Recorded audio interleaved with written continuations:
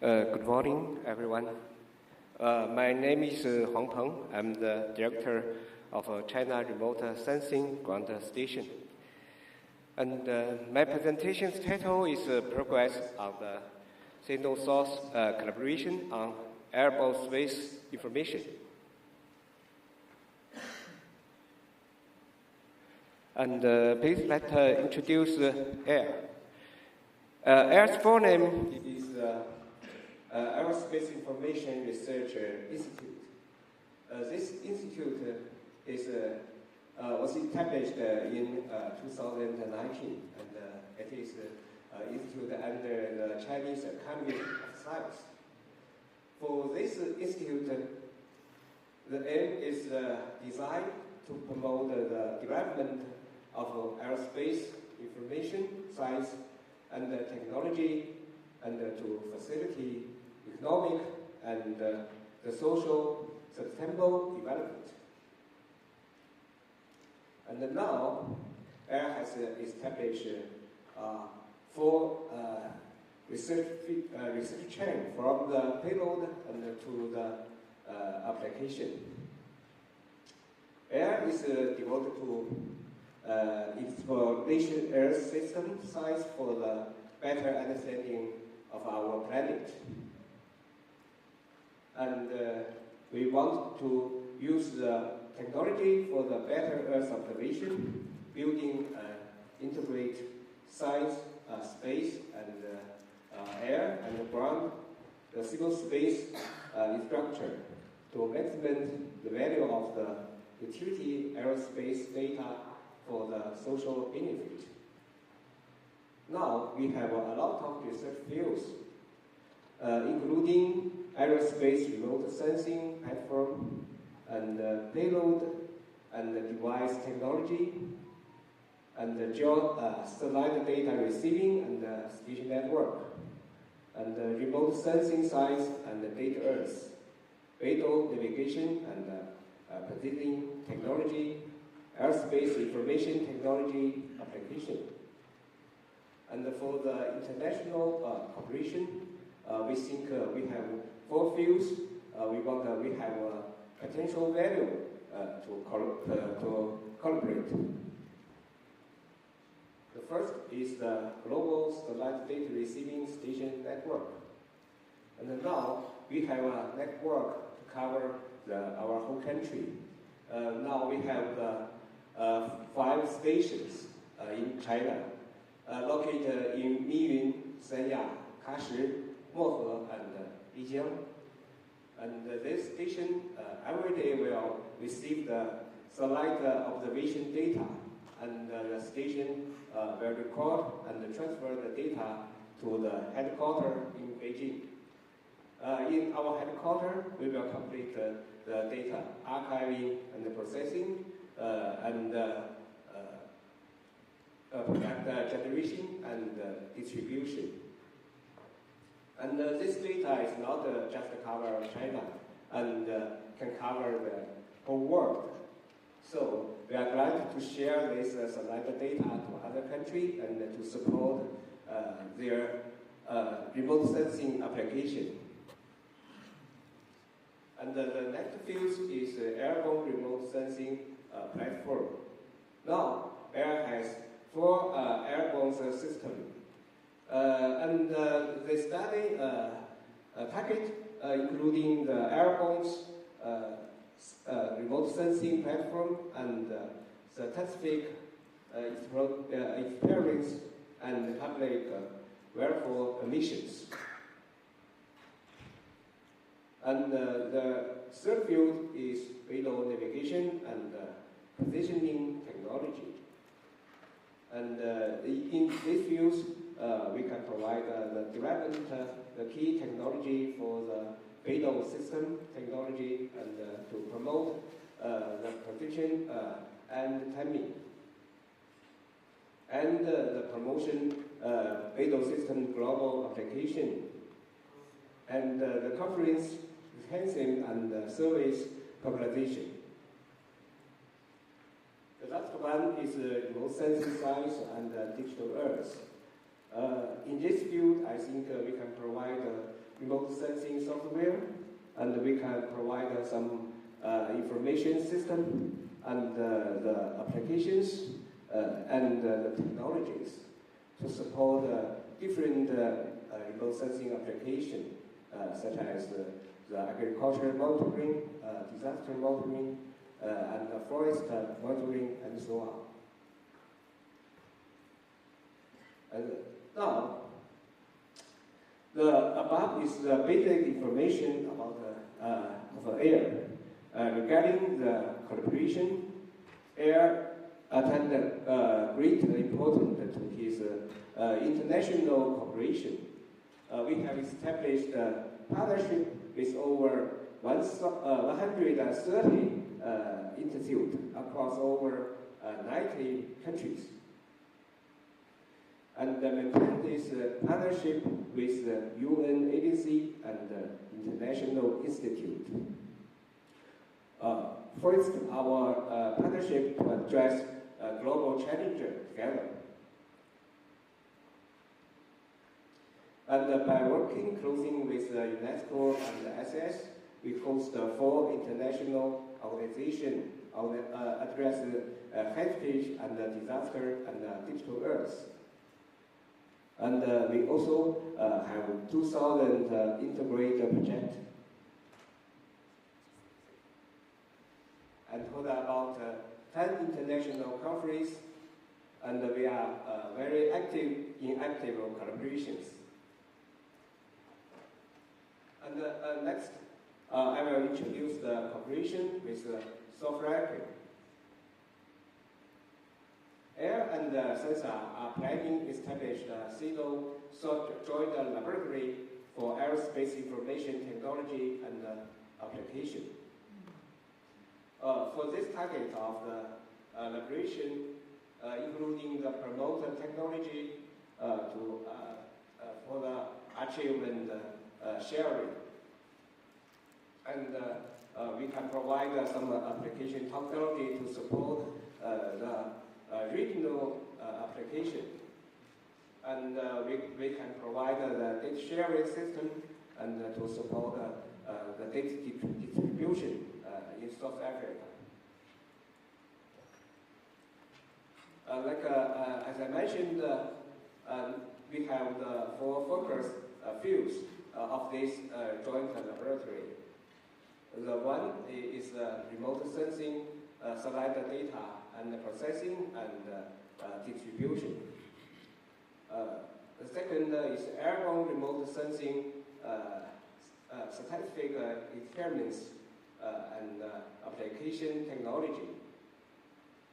The third one is the BEDO navigation and positioning technology.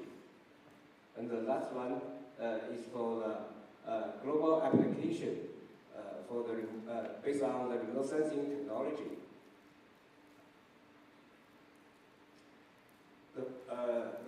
The one field is the satellite data receiving, production, and share technology.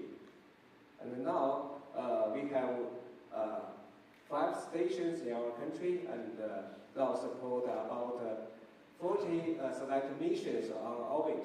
So we archive a lot of satellite data.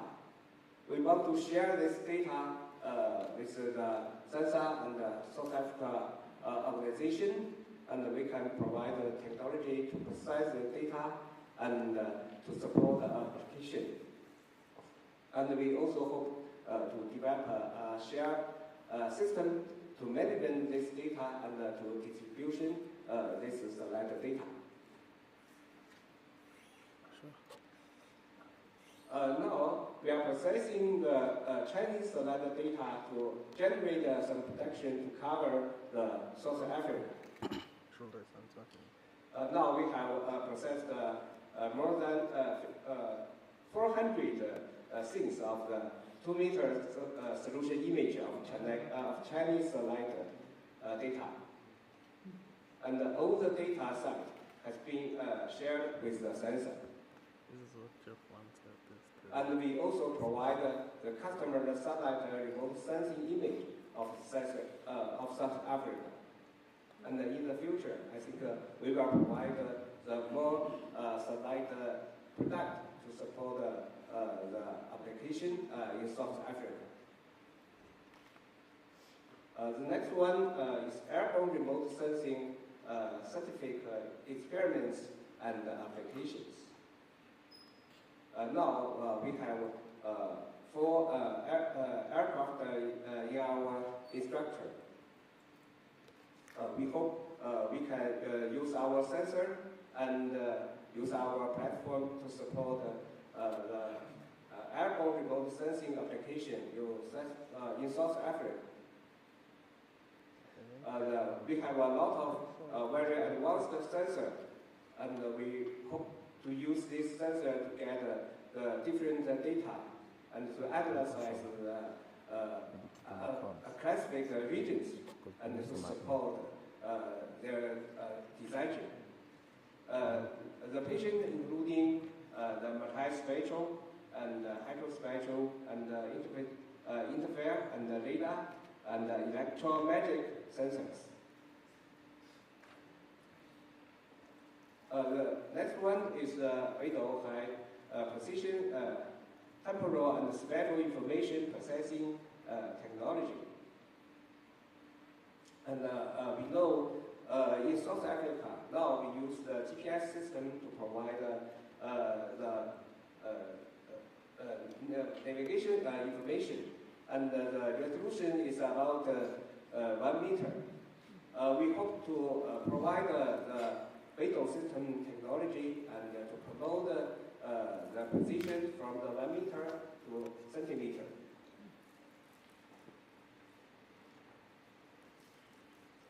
And the last one is application and promotion of spatial information technology.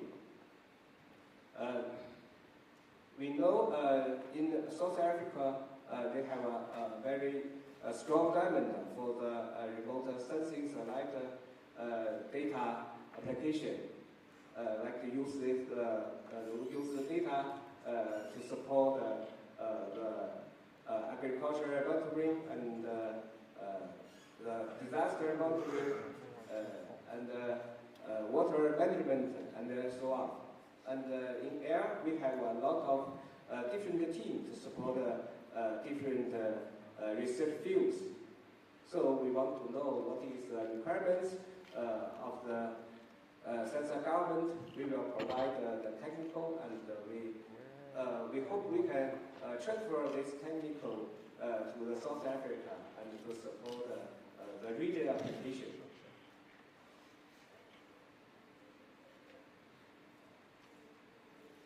And in the future, we have some plan to support this joint laboratory. The first plan is develop a series of public data effects for Africa. Now, we have a series aerospace information product in our system to cover different applications like the mapping and agriculture and water and disaster and so on. And for this product, we want to use our achievement and to provide the data shared with the sensor and to cooperate with the research to use the data to support the local application. For example, we can provide the application of the long-term sequence data. This data can cover Africa, even the South Africa, even the Africa. And the acquire time is from 2000 to 2022.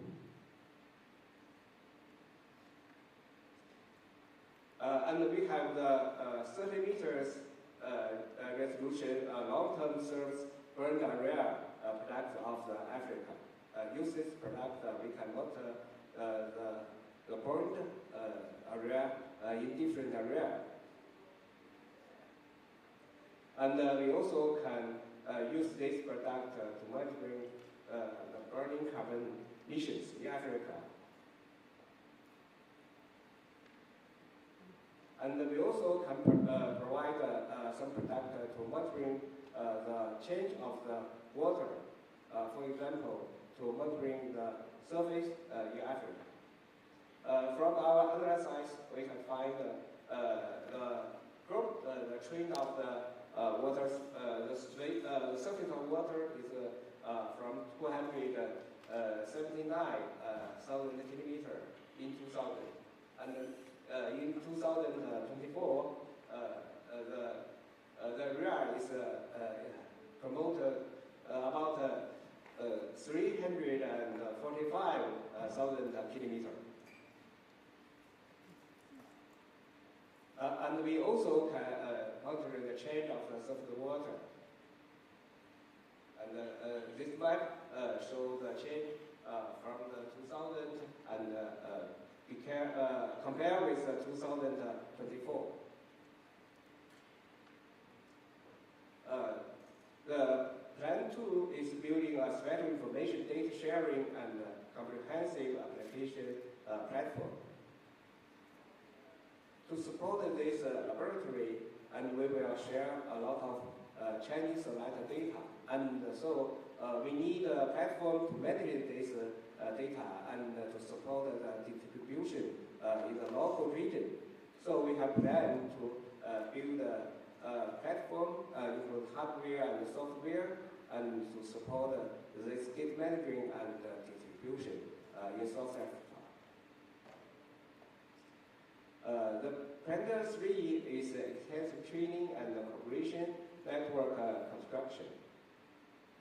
We hope, based on the joint laboratory, we can provide the training and the technical process change and cooperation research, and to support the more achievement to generate in this laboratory. And at the same time, we get the support from the sensor. And the sensor promise can provide the research rooms and the teams and instructors to support this joint laboratory.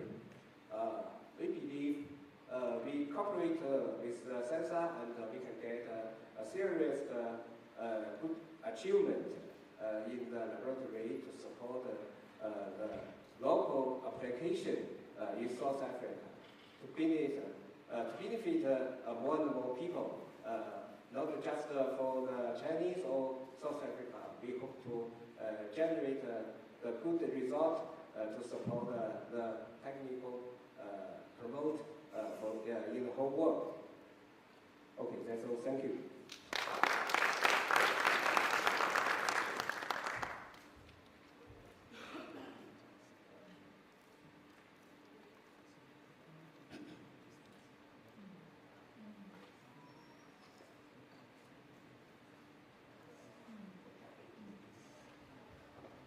Thank you so much, Prof. Ben, I think now we will change the gears a bit because we went to the keynote as we were waiting for dignitaries. Also, just to mention that Mr. Mdao, the CEO, will join us, at the closing ceremony of this session because of other engagement now. But now I would like to request Mr. Chen Zhuang, the Minister Chancellor, Embassy of the Republic of China to the Republic of South Africa, to come and give the opening remarks. Thank you.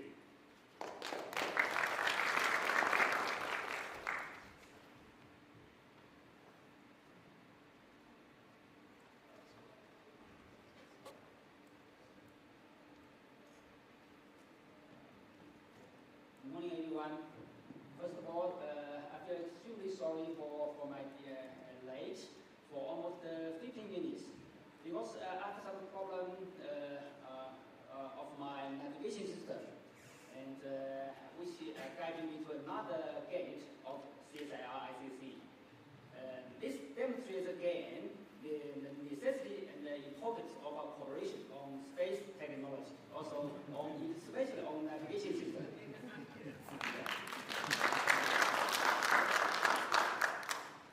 So, thank you, moderator Professor Romuelo, Executive Director of Sensor, and dear Kenny Tenza, Deputy Director General of Department of Science, Technology and Innovation, and also dear Professor Yang Yanchu and Professor Huang Peng, colleagues from AICAS, and ladies and gentlemen, good morning. And Sani Bona. It's my great honor to join you today. On behalf of the Chinese Embassy in the Republic of South Africa, I extend our warm congratulations on the opening of this important event.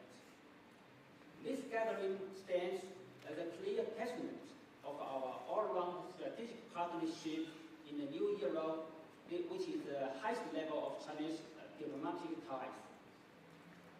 And also a testament to deepening collaboration between China and South Africa in space science and technology. The remarkable progress recently in our space technology cooperation reflects Sensa's outstanding leadership, much like South Africa's successful hosting of the G20 summit, which has demonstrated its leading role in global governance.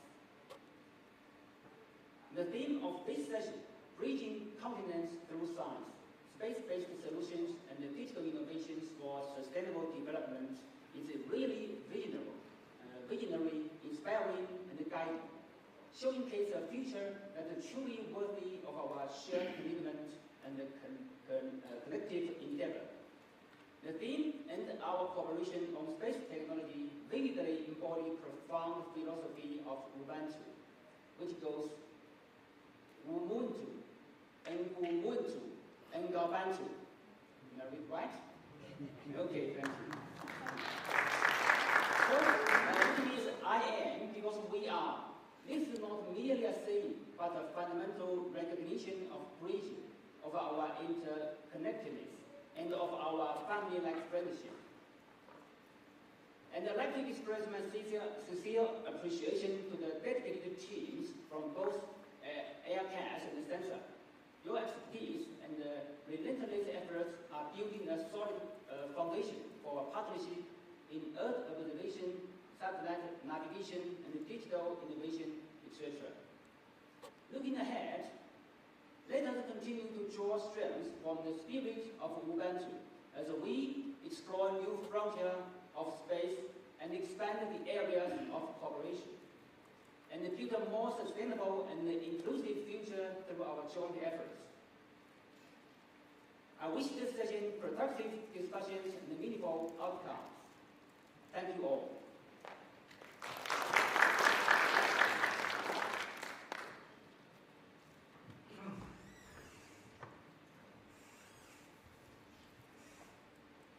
Thank you so much, Minister Councillor. And yes, we really understood the challenges with navigation, and you were already bringing some solutions. Thank you for that. Now I would like to call our Deputy Director General from the Department of Science, Technology and Innovation, Dr. Kenny Tenza, who will come and also give opening remarks. Thank you.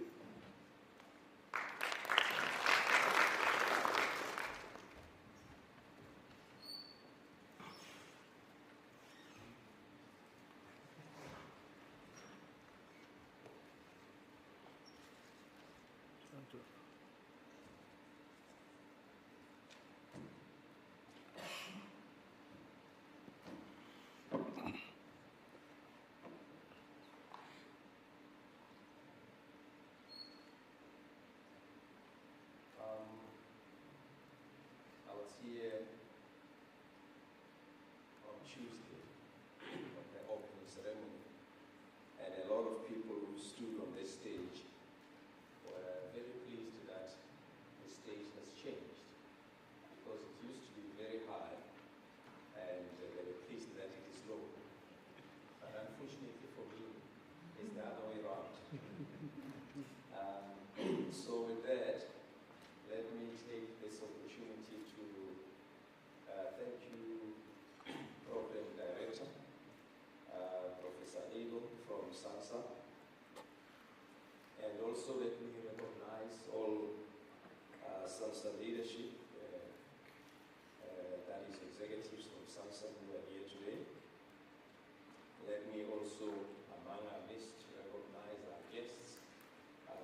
China, and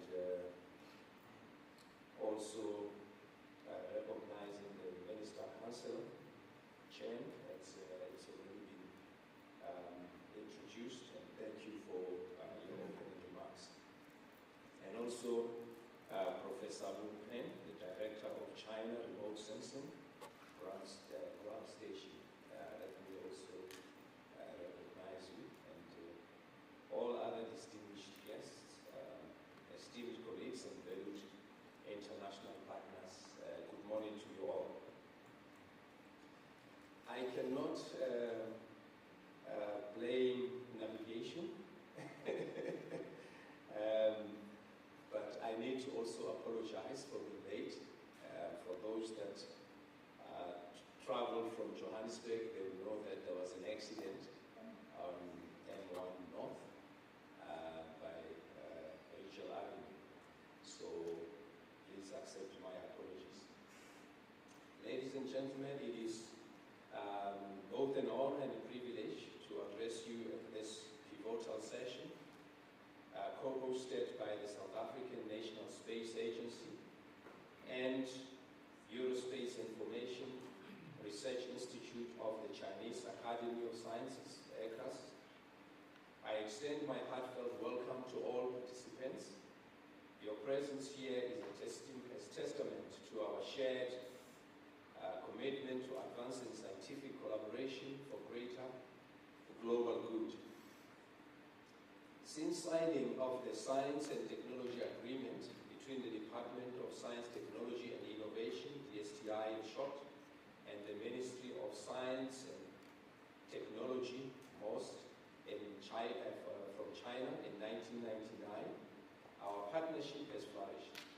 Over the past decade, more than 100 joint R&D projects have been supported, underpinned by robust instruments of collaboration and innovative funding schemes, including joint research programs and the establishment of joint research centers and laboratories.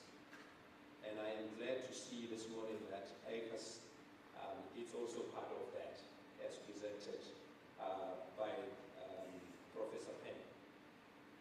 SANSA's collaboration with China's space agencies has evolved from near-Earth remote sensing to deep space exploration, and most notably through our partnership in the China-led International Lunar Research Station project. The aerospace, or ECAS in short, stands as a beacon of excellence in aerospace research, encompassing Earth observation, sensing, and information technology. Our recent joint initiatives, such as the construction of dish antennas for precision agriculture and climate research, demonstrate the tangible benefits of our cooperation, with further expansions poised to enhance science tourism and knowledge exchange. The theme of today's dialogue, Reach the Continents Through Science, space-based solutions and digital solutions for sustainable development, captures the essence of what modern scientific partnerships must achieve. In an era marked by complex, interconnected challenges, climate change, food insecurity, and rapid urbanization, cross-border collaborations, or rather collaboration, is not just desirable, but essential. Space-based technologies, coupled with digital innovation, form the cornerstone of our collective response. At the DSTI, our new mantra, placing science and innovation at the center of government, education, industry, and society. It's more than a slogan. It signals a strategic commitment to embedding science, technology, and innovation into every facet of our national development. I am going to move very quickly. I'm worried about time. Furthermore, this collaboration between SANSA and ECAS reinforces South Africa's role as an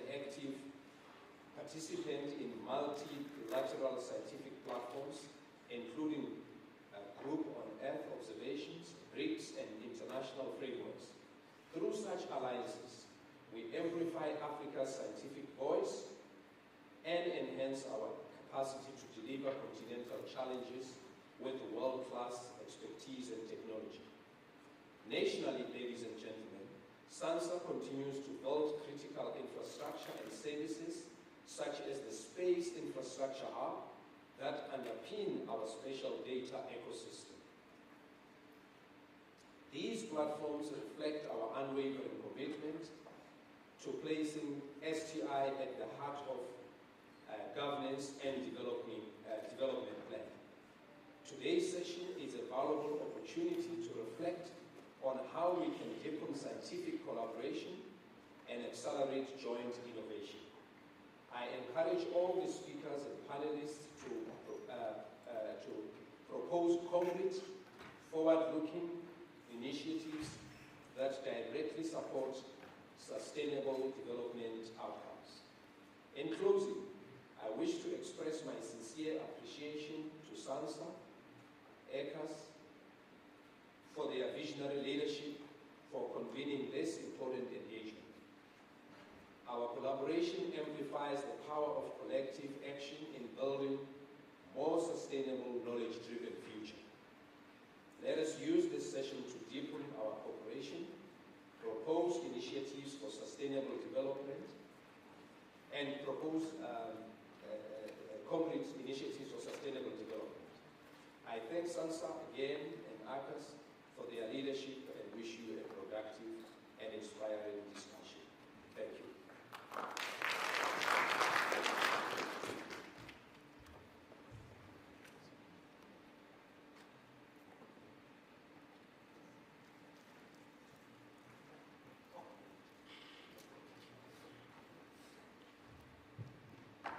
Thank you so much, Dr. Tenza. I know that Professor Wampe already given the presentation. You want to give just a few words, but I wanted to also request, after a few words from Professor Penny, I would request Mr. Chen, Dr. Tenza, and then also Professor Penny to come here for the group picture. Yeah, you can come over to the podium.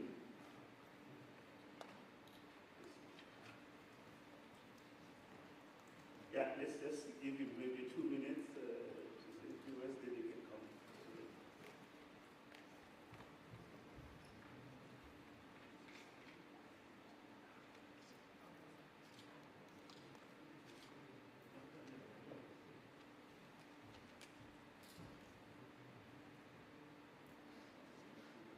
Hello everyone. It is a great honor to be invited to this scientific forum. And the development and the popularization of the science and the technology are of parental significance to social progress. Receiving as the core driving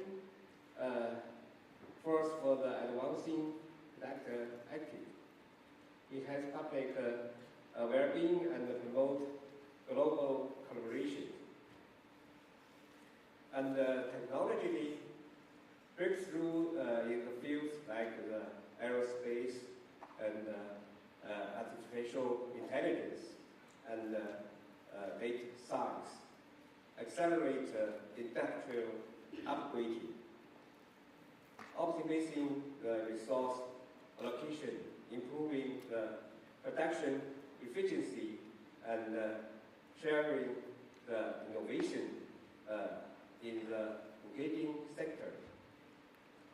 For instance, so that remote sensing technology enable the precise environmental monitoring and disaster management, where the open data sharing facility by the technical to enhance our capability cooperate in the addressing global challenges such as climate change.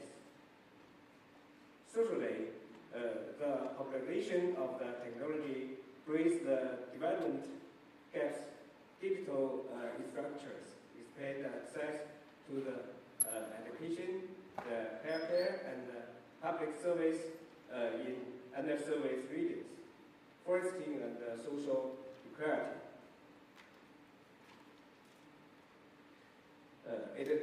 It also empowers industrial and organization expectation, including participants in the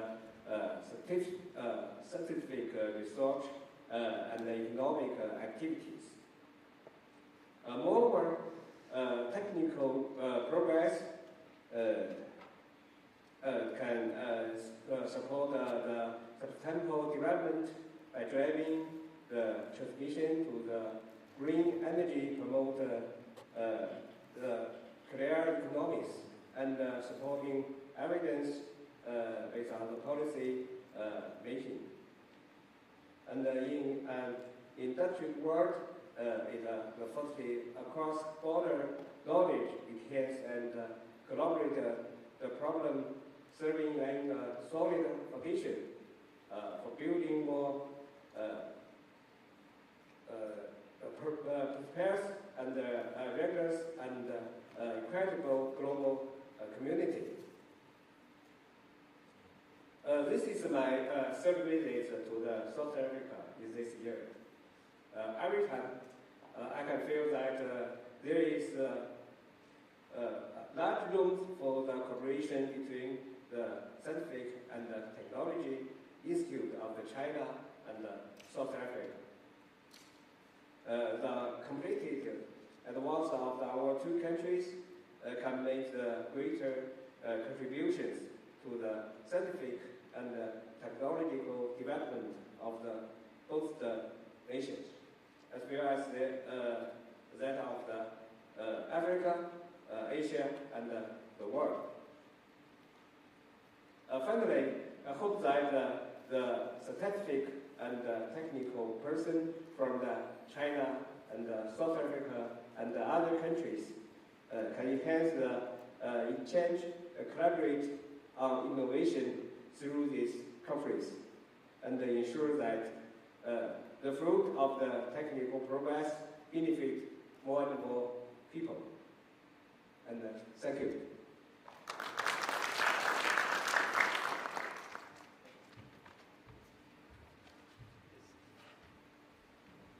Thank you so much, Prof. Thank you. I really want you to give our dignitaries a round of applause. They were really on time, and you saved us of time. I can join you here.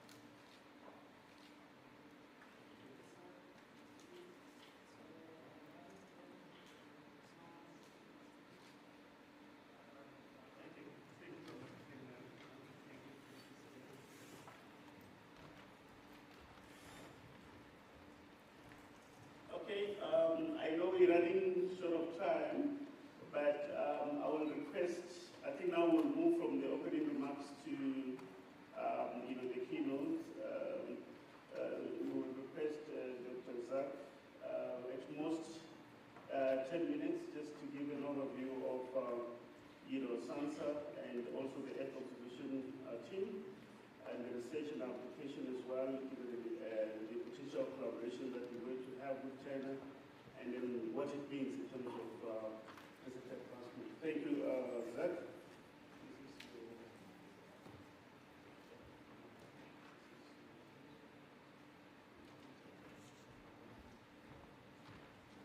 Good morning to all. I'd like to welcome you to the session. Today I'm going to be talking about highlights on Earth observation, research application and development and future collaborations. My name is Zakaria Omar. I'm the Research and Application Development Manager at SANSA Earth Observation.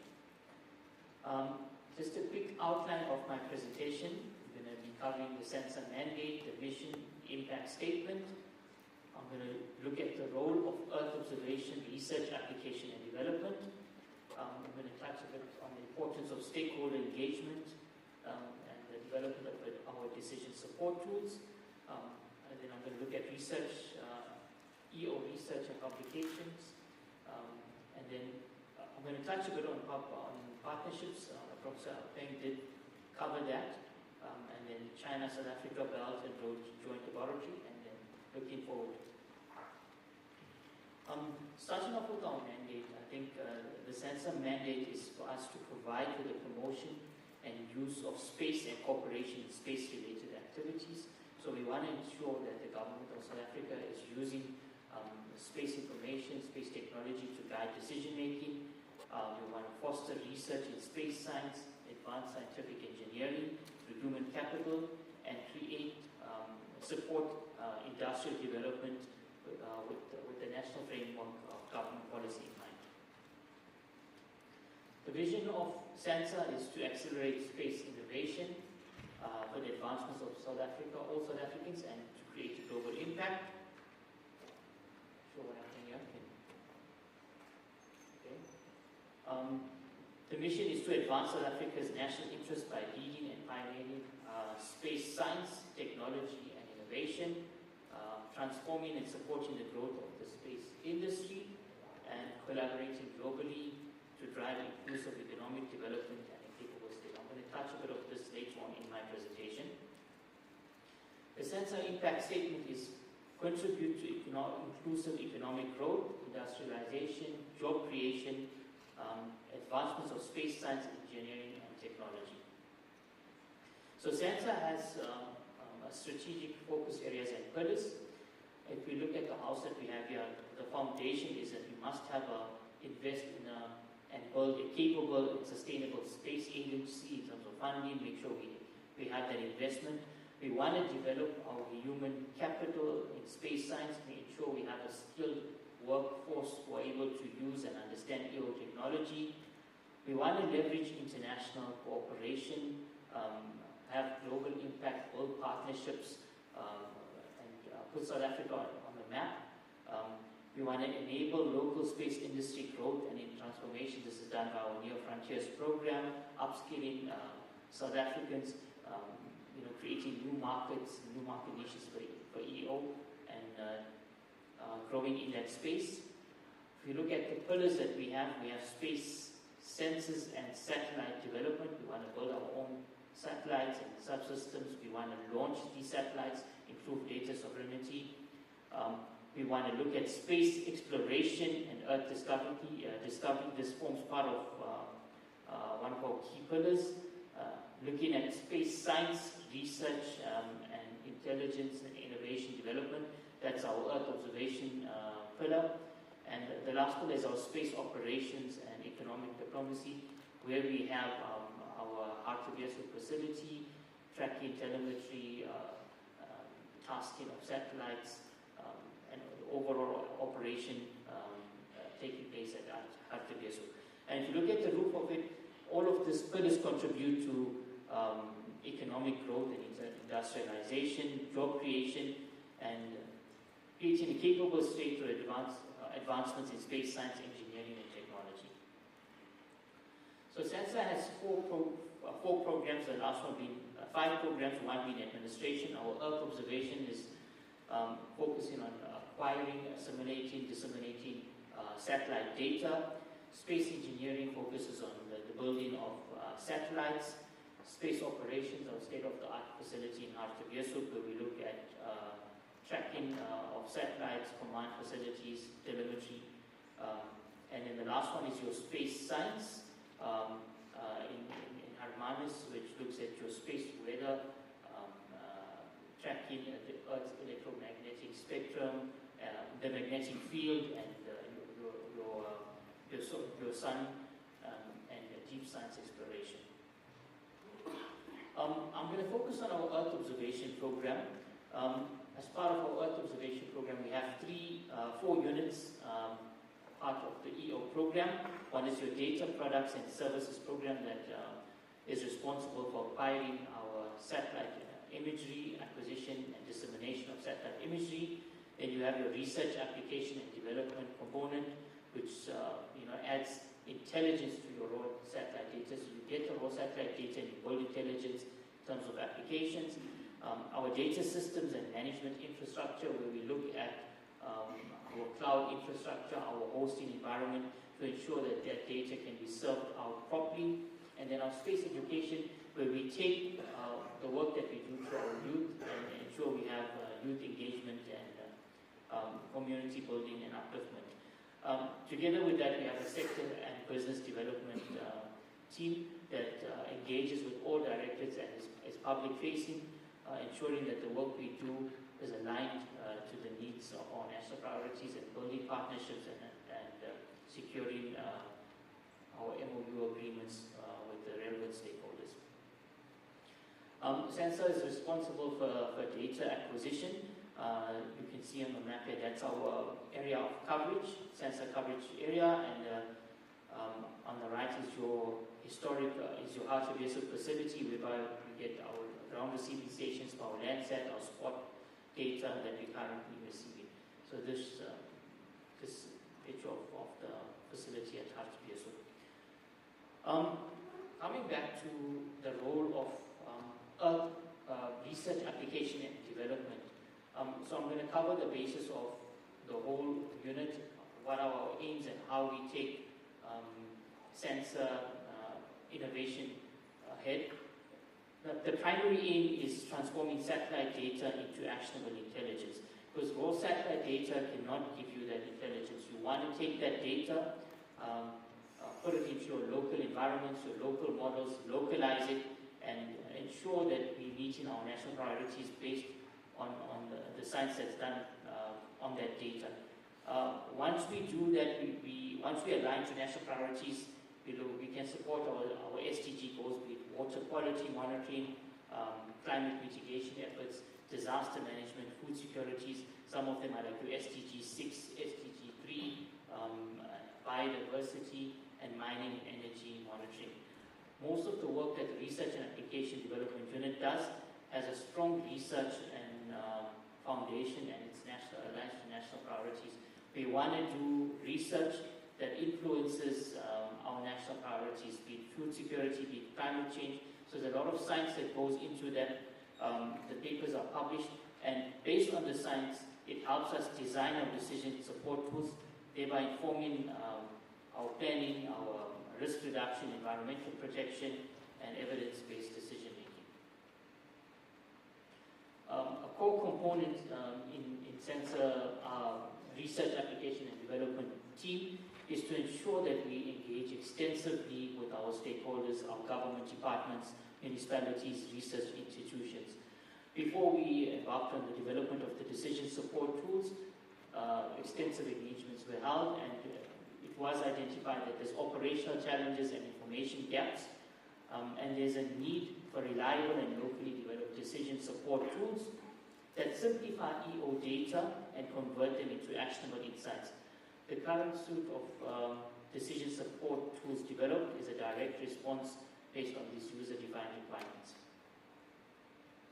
So the development of the decision support tools for various thematic areas, this is an overflow diagram of how this happens, is we get our high resolution data, we could sentinel data, the data from Aircast, our high resolution data, take note of the user requirements, climate change, water monitoring, disaster monitoring, process the data in our cloud systems using AI, machine learning algorithms, partnering with universities and academia to create applications and visualize the data, and the platform that we serve the data on, hosting them via web applications, mobile applications, allow users and decision makers to interact with the data and gain information to help them in their decision making.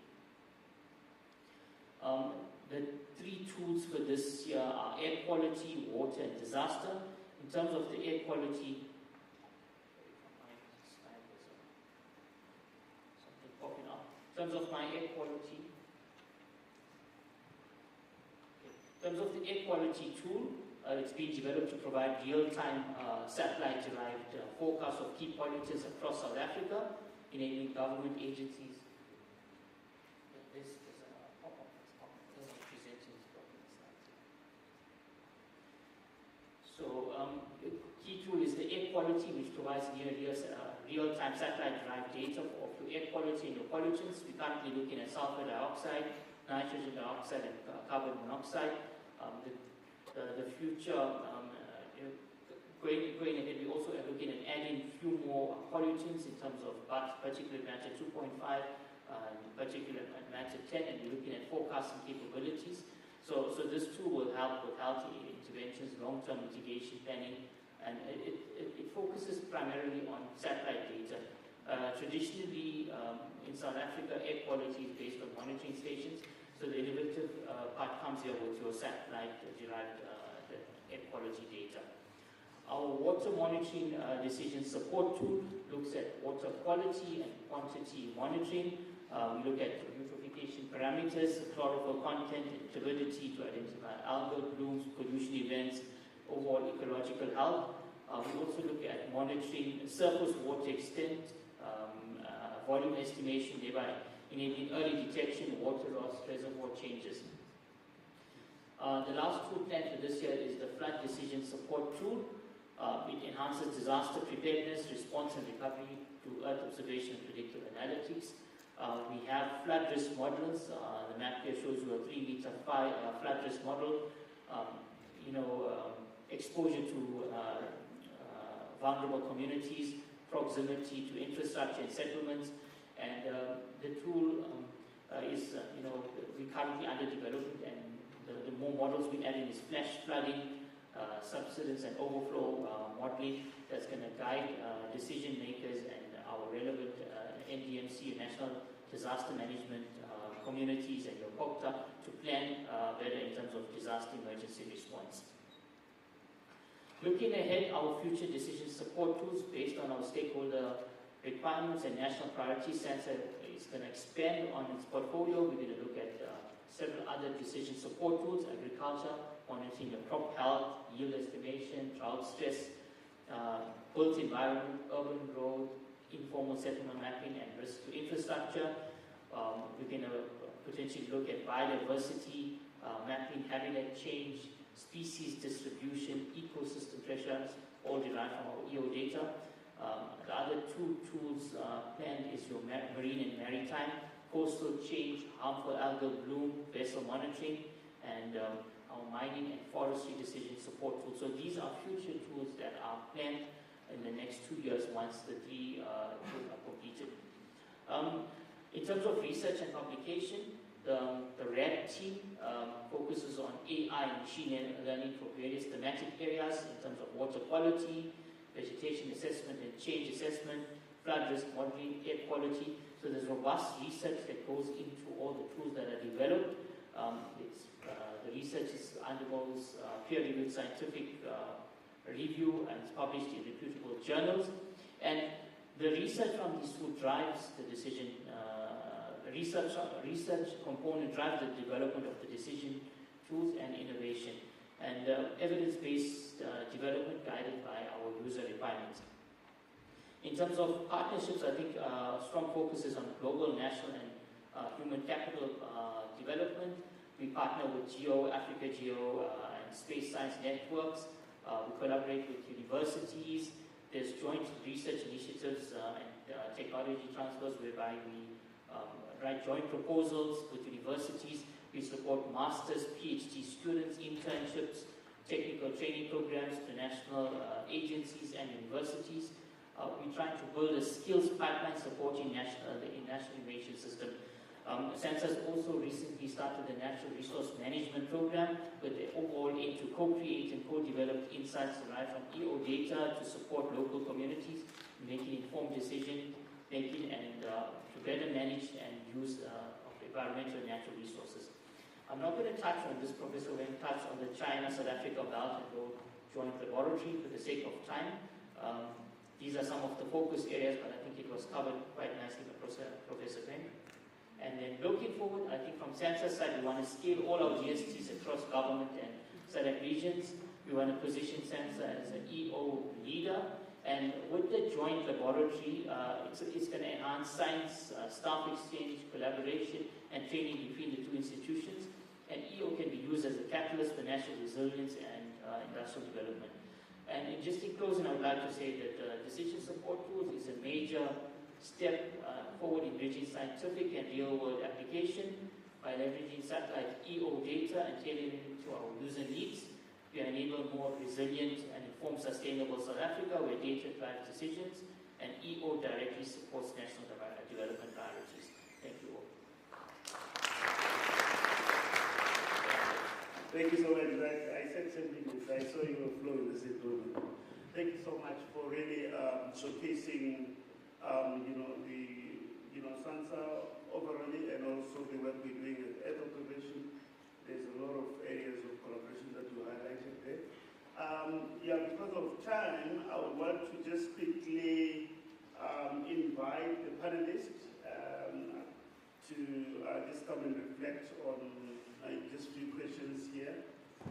Can I have Dr. Feng coming to the foyer here? Dr. Mdau, Dr. Zhu, and then we've got Mr. Aslam Papa as well, who is online. Can I have as well Prof. Hong, Dr. Masimola, Prof. Zishun, and then Ms. Leonova Tosi.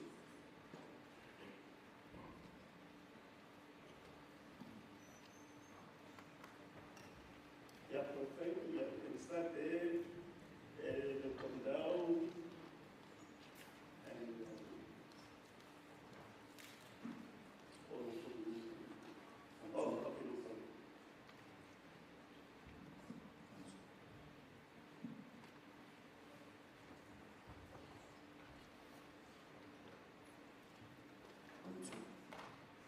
I just wanted to find out if Mr.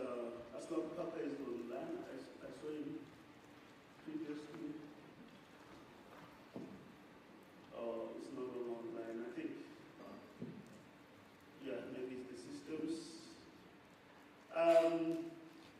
No, thank you so much, panelists, for taking the opportunity to come to this session.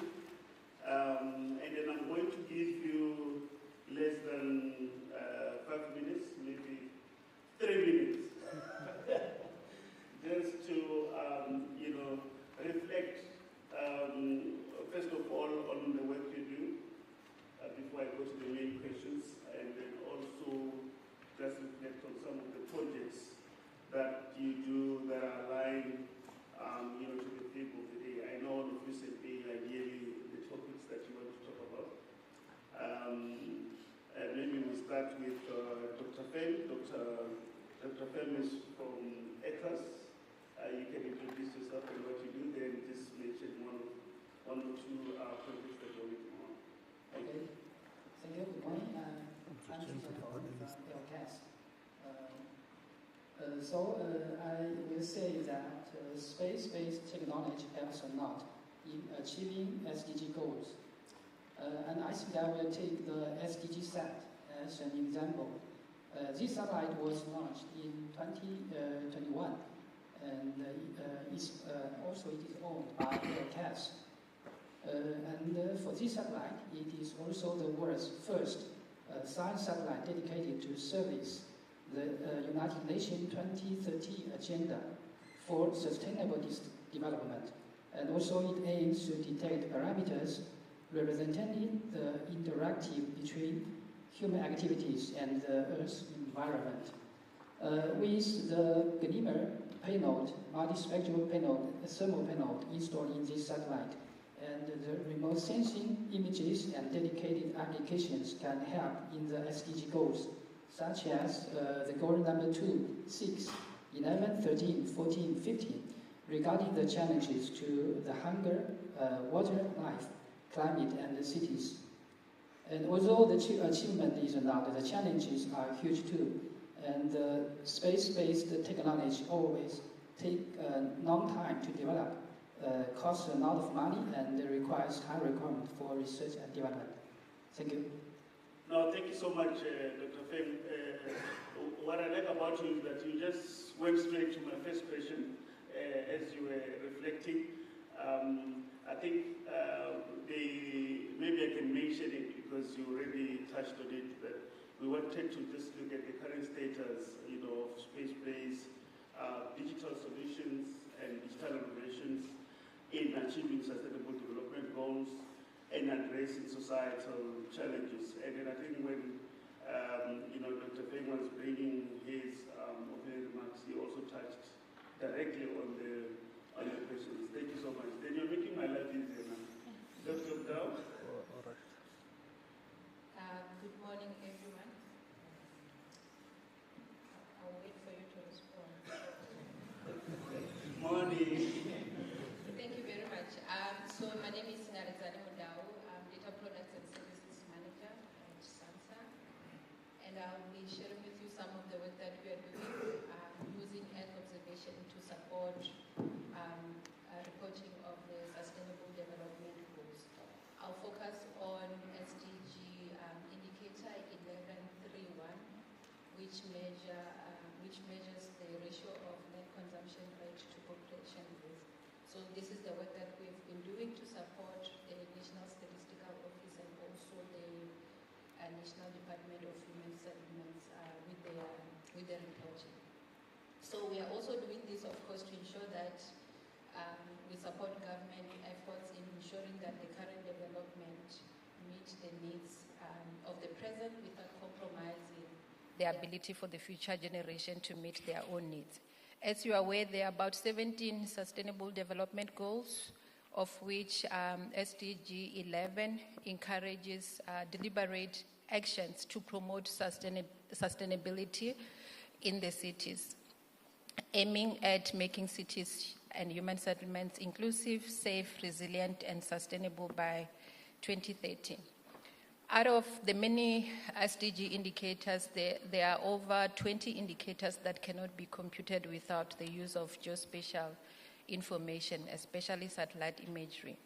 So in addition to supporting reporting of the indicators, the work that we are doing is also used to support the whole policy cycle from implementation to also monitoring.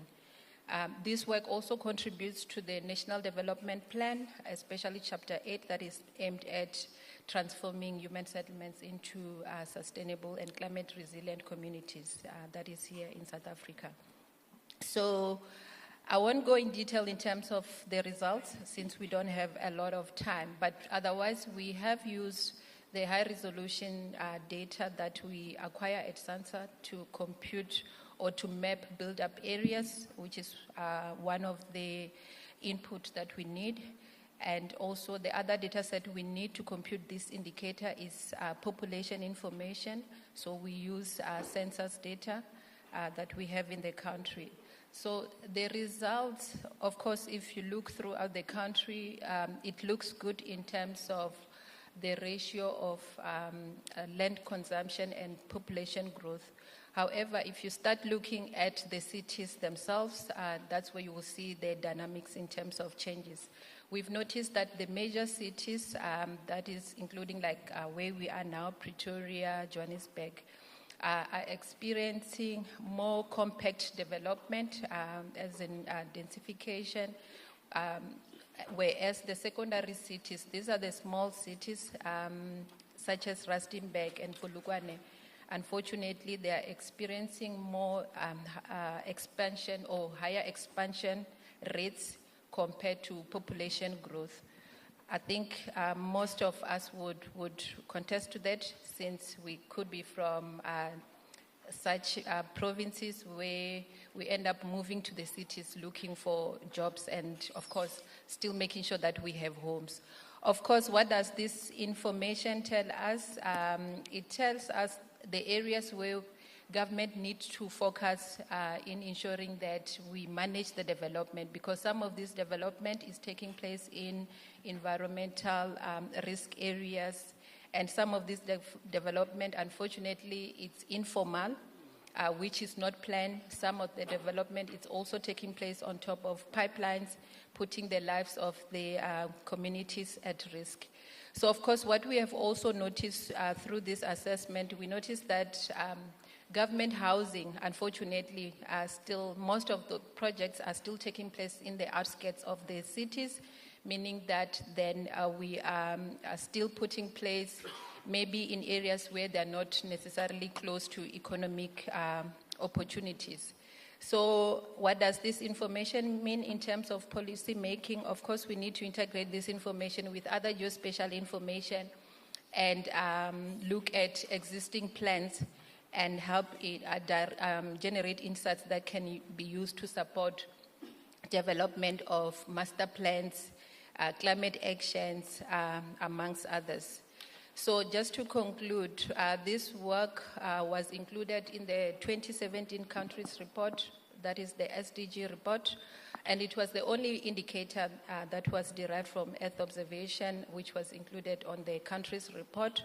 We also received a GEO award for this work, which acknowledged the innovation in terms of computing the indicators, but also the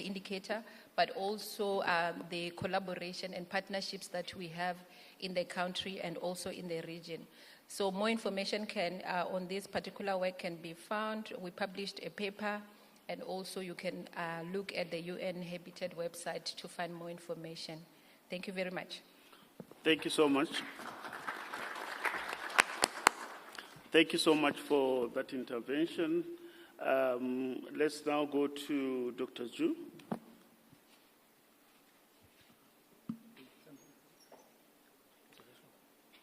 Thank you. Yeah. I'm from Aerostat Center of ACAS.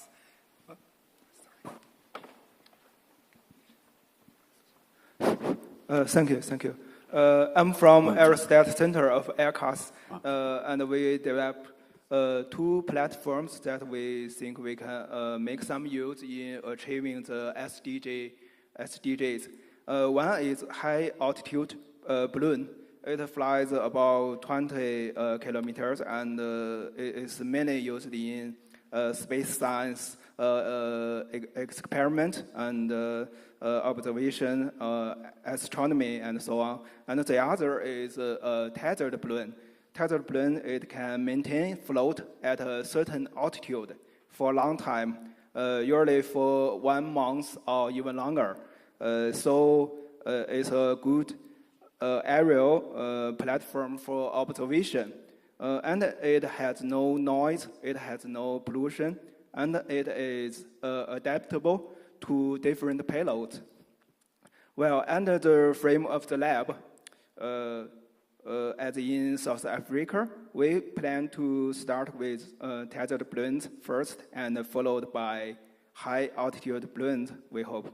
While in China, tethered balloons are employed in many scenarios, like animal plants, ecological monitoring, remote sensing, atmosphere monitoring, and sea condition, and communication, and so on. And we have been launching tethered balloons in Qinghai, Tibet plateau for many years. We are using it for monitoring atmosphere, the plants, the animal migration, and so on. So for the first stage here, we have selected a small platform. It's a 10-meter long tethered balloon and with 15 kilogram payload ability for demonstration. So in the next year or maybe later, we hope we can assemble the platform in South Africa together with observation payloads and processing software and so on, and see if it can do something in helping achieving the goals. Because the tethered balloon, it can float at a certain altitude and it can help produce continuously high resolution data for a certain area. So it may help in some certain use. And we want to find out if it can do something in maybe observing and studying the plants, animals, biodiversity, agriculture, human activities, or atmosphere, or in disaster prevention, water quality, and so on. And we hope to find more certain needs so we can prepare for the further platform. And we welcome everybody to China to see AirCast air stats. Thank you. Thank you so much. Yeah. Thank you for that, Dr. Zhu. Or you want to speak on the presentation? Okay. Less than 3 minutes, please. You can use this one. Okay. Good morning. I thought I'll talk using my phone, but yeah. But I'm one of those people who wants to show, not just just to talk. And also, Dr. When you were saying this thing is to people that were excited, I'm like you. I'm not excited. I'm Cecilia Masemla from SANSA. I'm a principal scientist. So I oversee most of all the project that Dr. Uma presented within EO group. So I'm going to talk about the intelligence that Dr. Uma spoke about. So we do have a system called EcoAI, which is the environmental intelligent system. So if we zoom out for a moment, space-based digital solution is no longer about piloting. It's no longer about experimental work. So globally and in South Africa, they are becoming central to how we understand a lot of things like agriculture, climate risk, water security, disaster, and land degradation. So at SANSA, we are developing EOS-based system that is fully aligned with SDGs priorities, and is designed to mature into national tool that can eventually support SDG-related decision processes. So I'm just going to show you the system. So this is the system that is not yet online, but is operational. It's something that I demonstrated last week to Department of Agriculture in Eastern Cape, where I was just focusing on the land. So the system, actually, you can monitor drought, you can monitor bush encroachment. Under bush encroachment, we have rangeland monitoring. And also, we can monitor veld fire, deforestations, and as well as crop health. So this system is, like I said, about intelligence, is AI-based, and we have agents behind the system that those agents actually get data from freely available satellites repository every time when the data is available, and then it's just pull the data and run the models. So the models are actually the models that we built locally. So they are based on South African data, local data. So they are not just proxies, but they are real models. So this is one of the examples for drought. It's around Eastern Cape. So when you click whatever, you can load your your district, and when you click, you'll be able to see what is going on there. You can see we have a drought. Some of the indicators there for drought, there are proxies.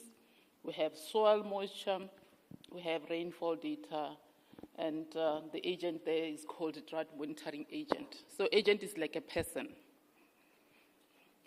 And then you can link everything from this with any SDGs that are linked with all the modules or products that are produced in this system. All right, thank you. I just wanted to showcase one of the intelligence that we are building. Thank you.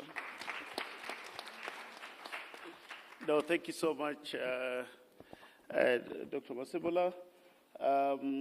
Now we move over to proposition. Yeah, you can reflect on the first question Thank and you very then much. also the work you're doing. Thank you. I'm very happy to hear and to talk something with collaboration between China and South Africa. And I also want to talk about three points. Maybe the first, I think maybe the key problem is the data. And I also learned from the presentations yesterday. And with the open science, I think in the aerospace, the data is very important. Impossible in South Africa, we can create a platform for the data sharing, and everyone and who have interest in the data can very easy to get the data. I think in frame of this platform, maybe more and more young researchers can join us to do the research on how to use the Earth orbit data to resolve the problems. I think this is very important, and we should to call for more and more people to join us to do the research on the Earth observation.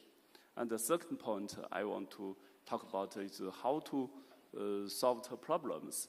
We all know the aerospace information have many relation to the many areas. Maybe we can talk about the aerospace information. Maybe can solve the problem of the global warming, also solve the problem of the agriculture, and also can solve the problem of the water. But I think we should start our research from your foot and by a small step. For example, in the morning, Mr. Chen cannot find the gate, and we will ask ourselves why we cannot find the gate. Is the problem of the data, or is the problem of the satellite, or is the problem of your phone? And I think this is very important. If we can design many examples, and this problem we solved it, I think this is very success. And we can solve this problem in South Africa and join the young researchers from the South Africa. I think this is very important. And we can solve the problem from your feet by a small step. As more and more small step, we can combine together, and this is a very big problem we can solve. And the third point I want to talk about maybe it's about our joint library. And the joint library maybe is a very good platform for the China and the South Africa to work together on the Earth observation. But I think this is a joint library, maybe an international library. And in this library, we can make some proposal in the international respected. And if possible, we can make some proposals in some international organizations, for instance, in the GEO or IAG. And in that meetings, and maybe this proposal is from the China, the South Africa, and we can tell others how to using the global data to solve the global problems. And I think this is maybe will be important for us. And that's the 3 points I want to talk about it, and I want to share it with all of you. Thank you very much. Thank you so much, Prof. Zishan. Now we're going to our last reflection from Ms. Yonaba Atusi. Examples on the work you're doing on digital innovations and then how they link to SDGs. Thank you, Prof. Good morning, colleagues. I am Yonaba Akiosi from the CSIR. I would like to reflect on the first question from the moderator regarding the role of space-based technologies. I would like to reflect that it is playing a central role in accelerating the Sustainable Development Goals. And for these technologies to realize their full potential, we need to strengthen the partnerships and collaborations, because digital innovation cannot be done in silos, but it can thrive in ecosystems. Just to touch on the work that I do at the CSIR, I developed a model to retrieve soil moisture under crop cover. As we all know that soil moisture is very important, as it directly influences the crop growth from emergence stage up to all the phenological stages of the crop, and directly influencing the crop yield. That is now talking directly to SDG 1 and 2, no poverty and zero hunger. And the work that we do at the CSIR involves precision agriculture information system, which empowers the farmers to monitor the soils from the bare soil to make sure that no little or no more nutrients are in the soil, and to also monitor other soil properties like soil moisture content and clay content, which are determinant of soil holding capacity and water retention, which is very crucial for precision agriculture. I think I've touched on partnership, which is SDG 17, partnership for the goals, and which is directly speaking to decent work and economic growth. I thank you.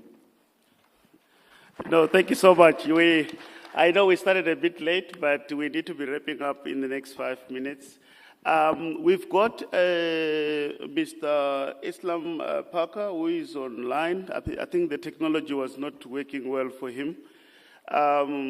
Islam, are you able to reflect in 5 minutes? Because we need to move to another session now. Otherwise, we are going to disrupt the program. Are you? Yeah, thank you. Go ahead, Islam. Yeah, I'm available, Chair. Yeah, thank you. Can you hear me? Yes, very well, please. Yes, thank you. And good morning, everybody. My name is Islam Parker, and I'm from the Department of Land Reform and Rural Development. We are responsible for the National Control Survey System of South Africa, and the National Control Survey System of South Africa is there to make sure that there's a unique spatial reference framework that provides unambiguous positioning, both locally, nationally, and internationally. Now we know that there's a whole lot of geospatial information underpins so much and an increasing amount of information, and the National Control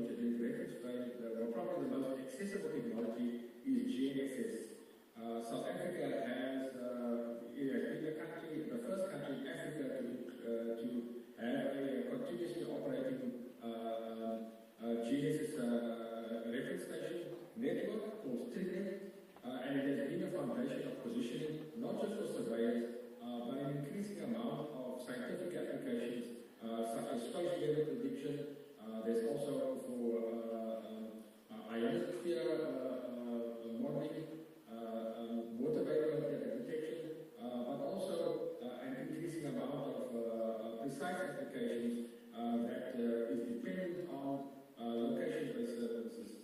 My belief is that location-based services is also fundamental to a lot of the societal needs that we are trying to respond to, whether it means, whether it's survey of land, for access to land in terms of the SDG goals, or a whole lot of other disaster management.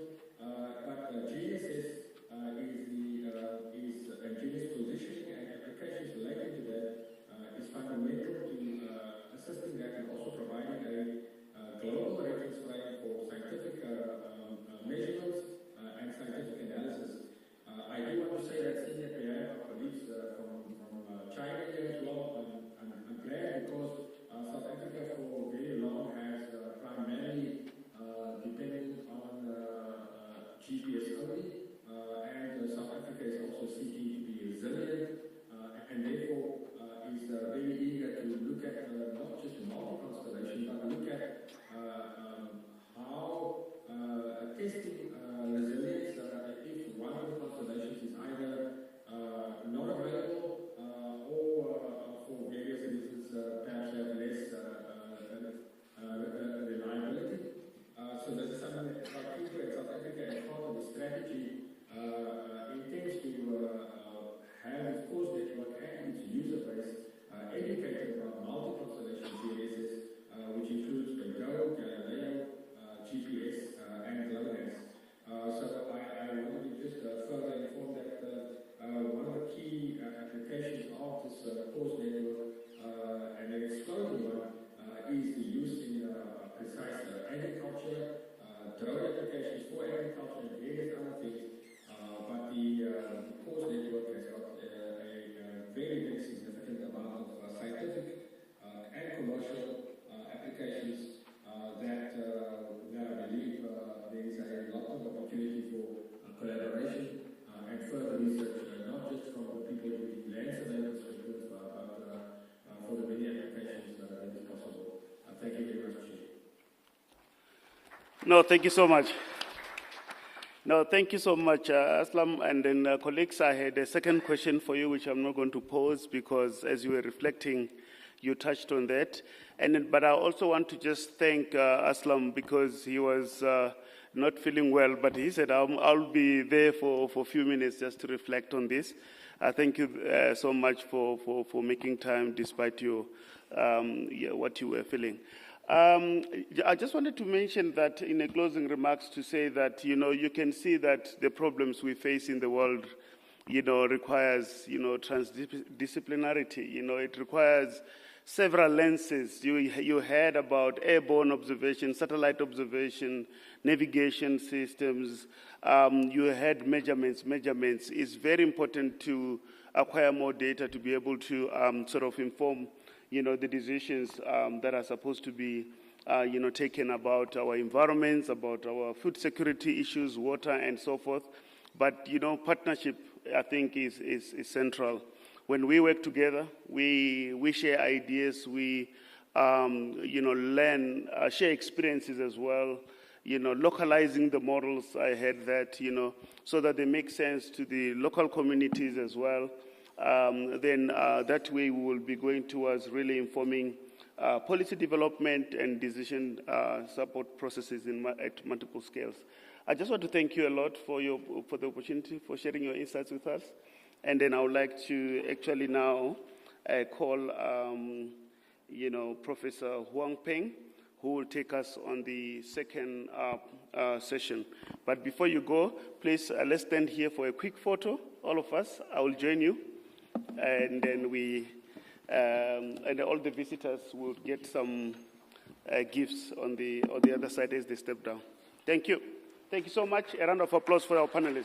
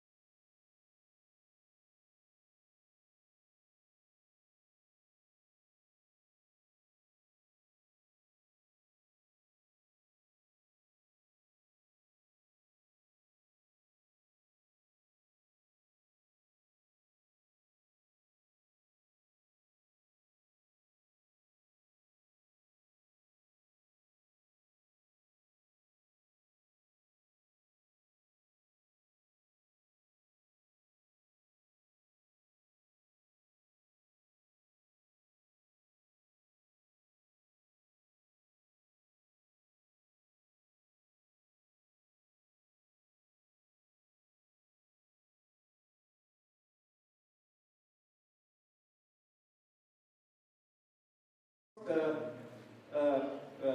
presentation is from the George Friedman. The title is Harvesting Earth Observation Data Combined Disaster in South Africa.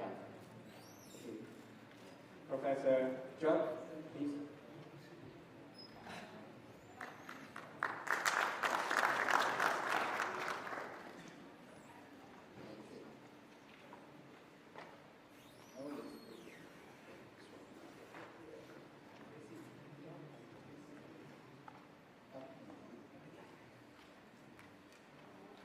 Good morning.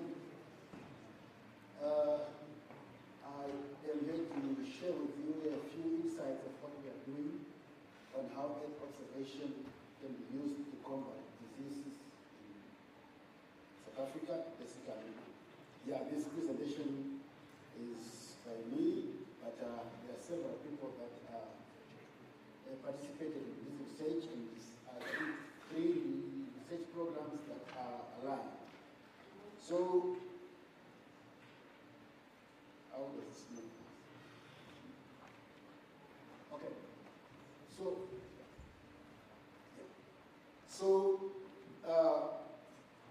What we are doing now at the Research Council in Agriculture, we are trying to see if Earth observation can contribute to diseases. Because basically over the years, we've been using Earth observation to monitor crops, to monitor vegetation, how the crops perform, and so forth. But we are now going to an area where we've seen that the crops themselves, besides the nutrients and so forth, diseases also affect them, and it also affects the farmers. So we are going to look at some three cases. One of them is rabies, and the other one is malaria, and then some crop diseases. Why rabies? It's because farmers are also affected. When they are sick, then production goes down. Right. So why have we decided to look at this new direction? This is the message that perhaps you can get away with if the chairperson stops me before I finish. There is value in working together. People have lots of data sets that are sitting in their offices or in their departments, but those data, they lack Earth observation. The moment you put Earth observation on those data sets, you have used insights that now you can make better decisions. And then you can also now start applying your resources efficiently. And if the cases where you need to implement control or vaccinations, you can now start looking at targeted areas for those controls. And also, Earth observation helps them in areas where you can't go and collect data for surveillance. So it's important that you understand that there is value of Earth observation on already existing data. Right. So here's the first case that we would like to show. It's a case of rabies. What do we know without Earth observation? Rabies research has been going on in the country for years and in Africa for years. So what do we know without Earth observation? We know that about 60,000 people die every year, and just under 30 in South Africa, they die every year. And we know that the majority of those that die is because of their dogs or their pets, and those in the rural areas are affected mostly.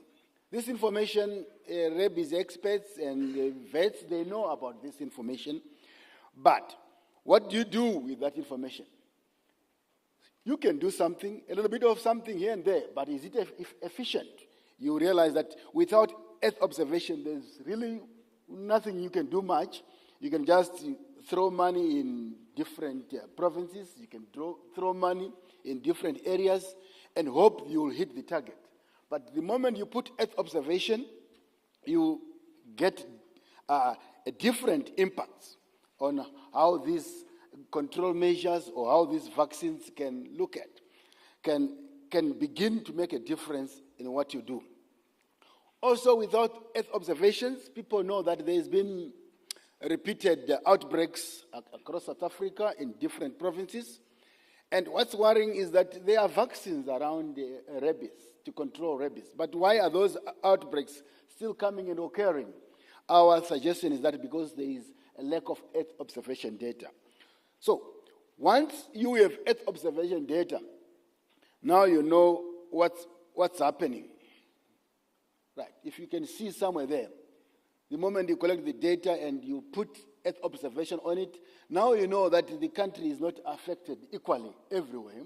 Now you know that there are areas where it's critical. And if you were to divide your resources, now you divide them in a much more sustainable way, where you can target these ones, and you can reach control measures that are important. So this is a key insight that you show when Earth observation is now overlaid on this data. This diagram just shows to say or emphasize the point I've mentioned below. Where now do you target your vaccination campaigns? The red areas indicate those are the areas that you must target. Putting money into these blue areas is simply useless, or it's not an efficient way of spending your purse. Right. So these are the new insights that you can extract when you add Earth observation on rabies data. The first one is you know where there is hosts, you know where there's key outbreaks, you know where there's repeated outbreaks, and then you can now implement measures to vaccinate or measures to control. And you can advise government on making policies around those areas. So these are key insights from putting Earth observation or overlaying Earth observation on rabies. Here is a case of malaria. It is the same theme, that we know a lot, but without Earth observation, there's nothing really that we can do. This one, we know that malaria claims a lot of people across the world. We know that we are a victim of malaria, and there are control measures. Experts that do malaria, they have control measures, but without Earth observation, these people just broadcast whatever they are doing, and they don't do it efficiently. The moment you put Earth observation, now you have sites that you need to concentrate on, sites that can go a long way with your money. Right. This is the new techniques that they think will be very efficient about generating sterile mosquitoes. But as in Earth observation, now we show them, for example, where do you put this one? Are you going to fly all over the country? Or there are areas where you need to target. That's where the power of Earth observation comes in. You can now model where the mosquitoes are more problematic, and you can now isolate the variables that are aligned with mosquito occurrence, that drive the outbreaks, and then you can apply corrective measures in those areas. So these are the new insights that Earth observation brings on the fight against malaria. The first insight, which is very effective in terms of policy, is that mosquitoes remain very highly adaptive.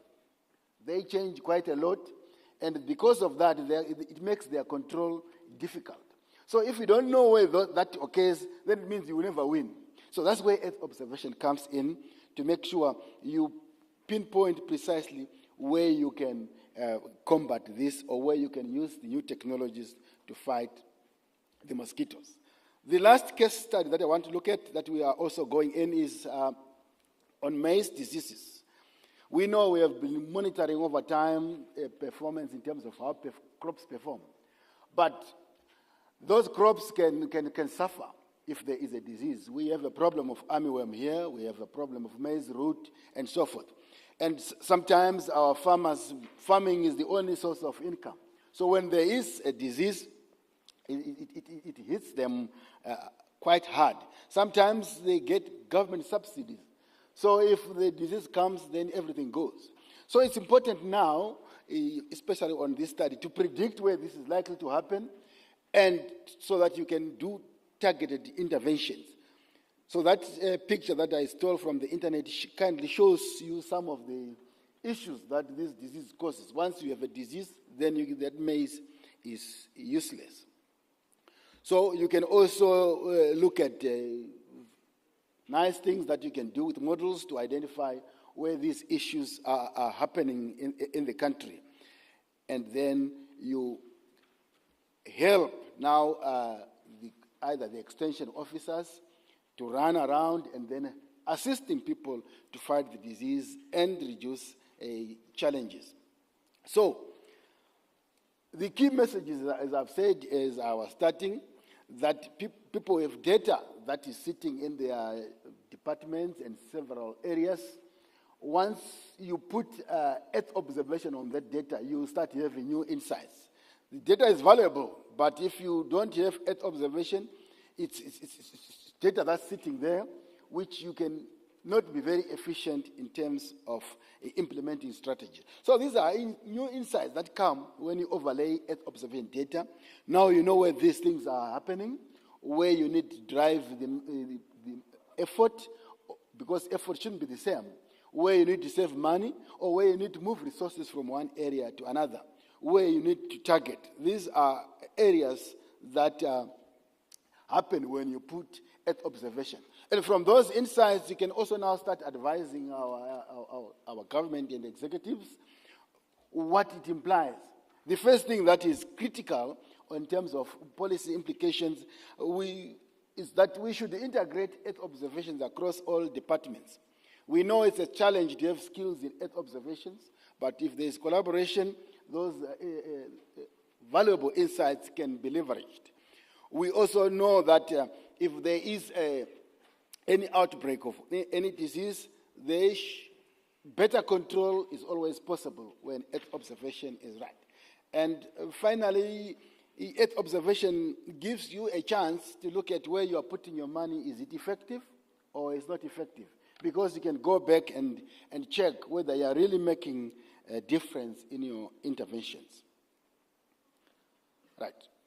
This one is just to acknowledge several people and several universities that are working on this project that we need to automate in the near future. Thank you very much.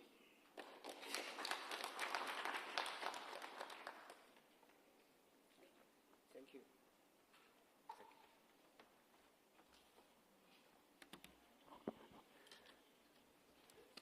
you. Next presentation is from the Professor Zhang Qunying, and the title is Underground Exploration and Urban and Remote Regions.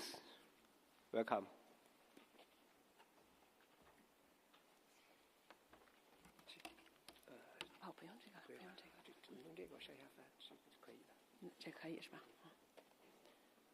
Good morning, everyone.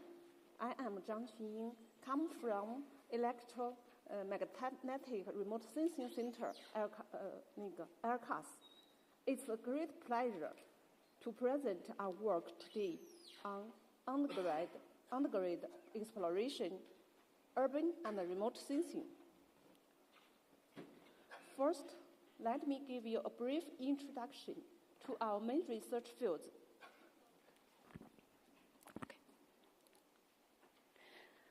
We have a strong background in deep space exploration payloads.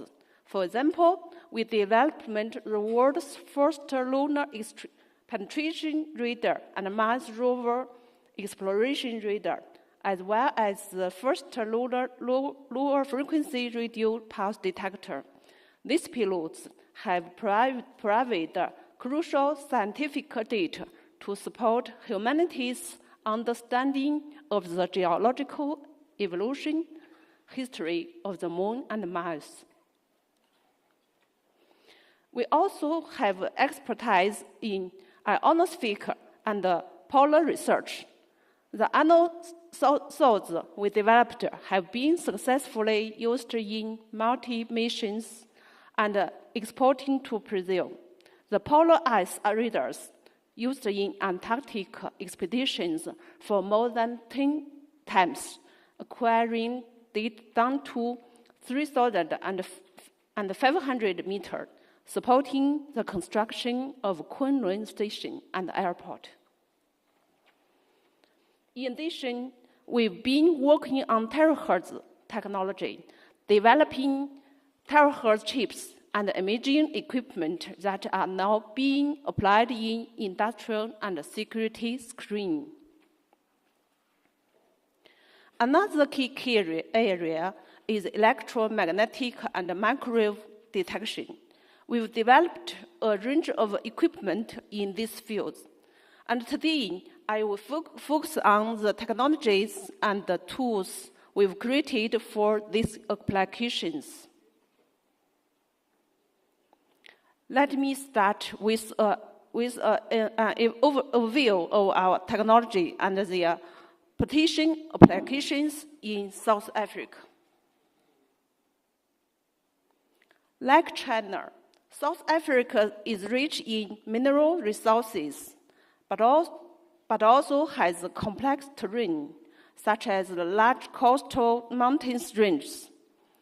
Airborne electromagnetic technologies, short for EM, which detect subsurface structures using artificial or natural electromagnetic fields, are highly effective for resource exploration and geological surveys in such challenging environments. We've developed two types of airborne EM system, transient EM and natural source EM.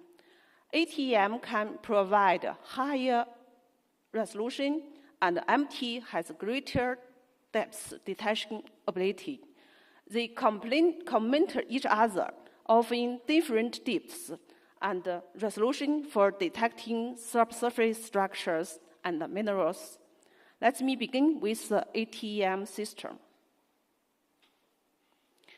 Internationally, well-known ATEM systems include Canada's VTEM and AeroTEM, and Denmark's SkyTEM.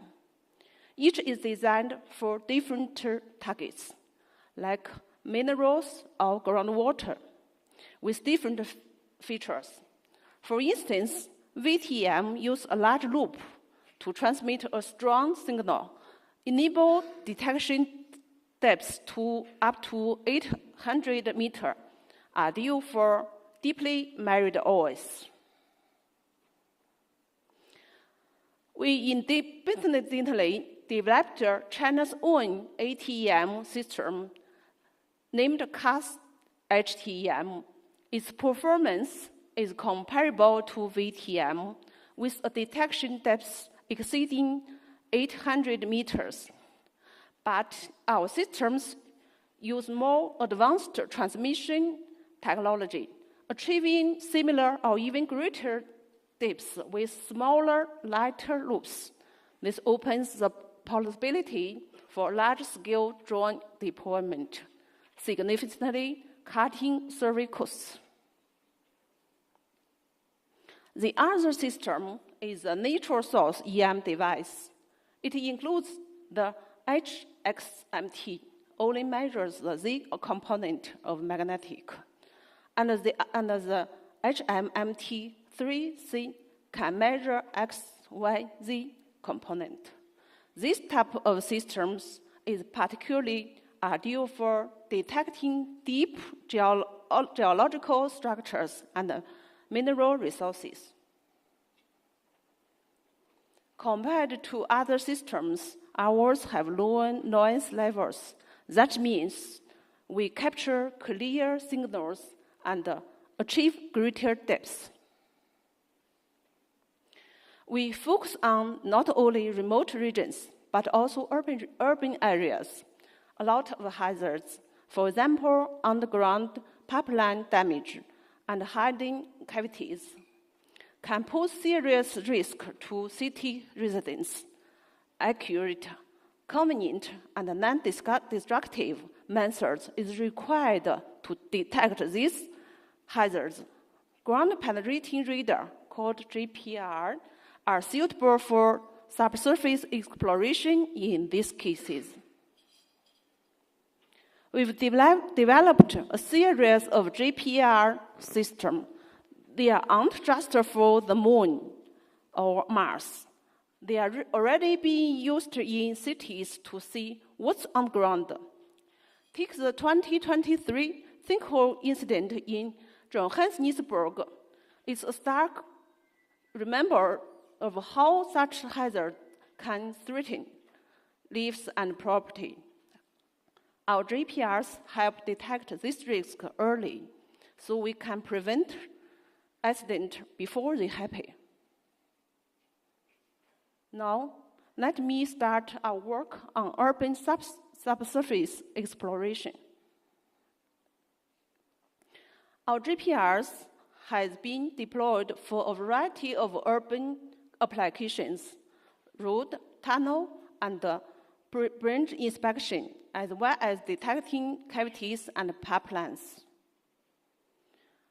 For road disaster detection, since 2012, the vehicle-mounted ground-penetrating radar system has been deployed in over 80 cities across China, covering a total survey distance of more than 150,000 kilometers.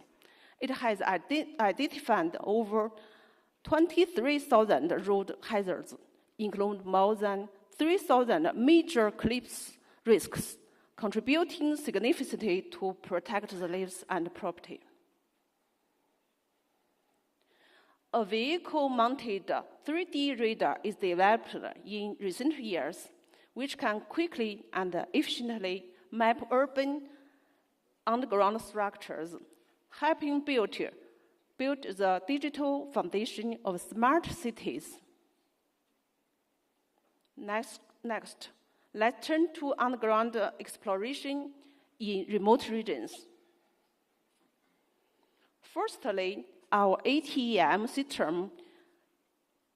In 2016, we conducted the first flight test of an initial system. The data showed strong consistency with VTEM, confirming both the success of our system and the reliability of our data. In the following years, we carried out several more surveys. One notable result came from Air Halt in Inner Mongolia, where our system successfully detected groundwater. Here you can see the drilling operation and the water we found. More recently, we conducted both ATEM and aeromagnetic surveys in Xinjiang for copper ore exploration. By combining both data types, we identified 5 areas with high mineralization potential, fitting the known wells. HXMT3C system with smaller coils, lower noise level, has been employed for geological survey in Western China, which clearly identified fault zones. Our airborne MT system has also been successfully used in Tibet, particularly for the Western Eastern Power Transmission projects. It's especially valuable in such difficult terrain, thanks to its high efficiency and deep explosion capability. As we can see from these 2 results, the airborne MT system is highly capable of mapping geological structures down to 2-3 kilometers, demonstrating that it is a valuable tool for both engineering projects and mineral explorations. So, to summarize our key offering, first, we have proven urban detection capabilities. We offer a full suite of ground-penetrating radar systems that meet a wide range of urban exploration needs. Second, we provide advanced airborne solutions. We've developed multiple airborne electromagnetic systems with leading technical professions, specifically engineered for complex terrains. That's all. Thank you very much. By the way, we take some product promotions at the meeting room, cater meeting room. Please feel free to pick, learn more about us. Thank you.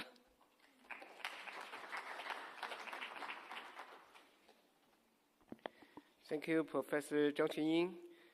And next speaker is Professor Li Zixin, come from the Qilu Research Institute of China.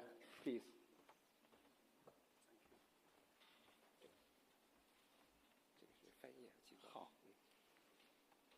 Okay, thank you very much for your introduction. I'm very happy to start here again to give another presentation about the Beidou satellite navigation. We all know that the Beidou satellite navigation is using for your navigation and to find where you are or find the location, how to get to the destination. But today we want to give the introduction from another side, how to using the Beidou satellite navigation signals to monitor the water vapor in the troposphere. This is a new area, and this is a very interesting area. And from this respect, we can find the Beidou navigation satellite system is not only the navigation system, but it's also a remote sensing system. And this work we have done for many years. And in the presentation, and I will give the presentation in the follow 4 parts. And the first part maybe the background and the motivation. We all know the Beidou satellite navigation is conducted by the Chinese government, and now there are more than 33 satellites in the sky, and of which there are 3 geo satellites, and which is on the geostationary orbit, and also 24 MEO satellites, and as well as that there are 3 inclined geo satellites, that's just the IGO satellite.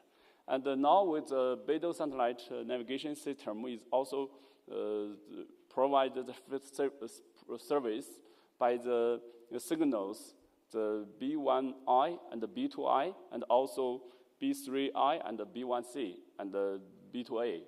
And this is different signals, and for you can select for different purpose. For example, and using the B1I for the basic navigation, and the accuracy is only about 5 to 10 meters. And also you can using the B2A signals, and these signals you can get the navigation and the positioning, the accuracy of the positioning about 20 centimeters, and with a high precision service. And also the precision service and the precision service for the B2B is only cover the area around China and its surrounding area, and now it's not available in the South Africa. And why we want to using the Beidou satellite navigation to monitor the water vapor? And we know the water vapor is very important. It's a key variable in the weather forecasting and the climate modeling. For example, if we know what's the how to change of the water vapor in the troposphere, and we can improve the GNSS positioning positioning results, and the results convergence time can reduce to 10 to 20%. As well as we also, if we know the water vapor in the troposphere, we can also give a short forecasting for the weather, and which is important for the shorter forecasting of the weather. And also, if we know the long variation of the water vapor in the troposphere, we can using it to do the research on the long-term climate monitoring, for example, the global warming, and as well as the flood monitor. So the water vapor is very important in the troposphere for us. And why the Beidou satellite system can use for the water vapor monitoring? And now we introduce the PPP RTK technique, and which is a high precision positioning technique in the GNSS area. And this new technique has the all-weather and all-time observations, and it can get the signals in no matter what the weather now is and what the time. And also is a high temporal resolution because there are more than 30 satellites in the sky, and you can tracking the number of sunlight you can tracking, and at the same time maybe it's more than 8. If you can include in the GPS satellite or the Galileo satellite, maybe more than 20 satellites you can track in any location in our world. And also it's a wide coverage, and it's also the global consistency because all the satellites in the sky have the same time, and the same time is a key basis for the navigation. So the parameters you monitored have a very good consistency, and also is also a multi-source data.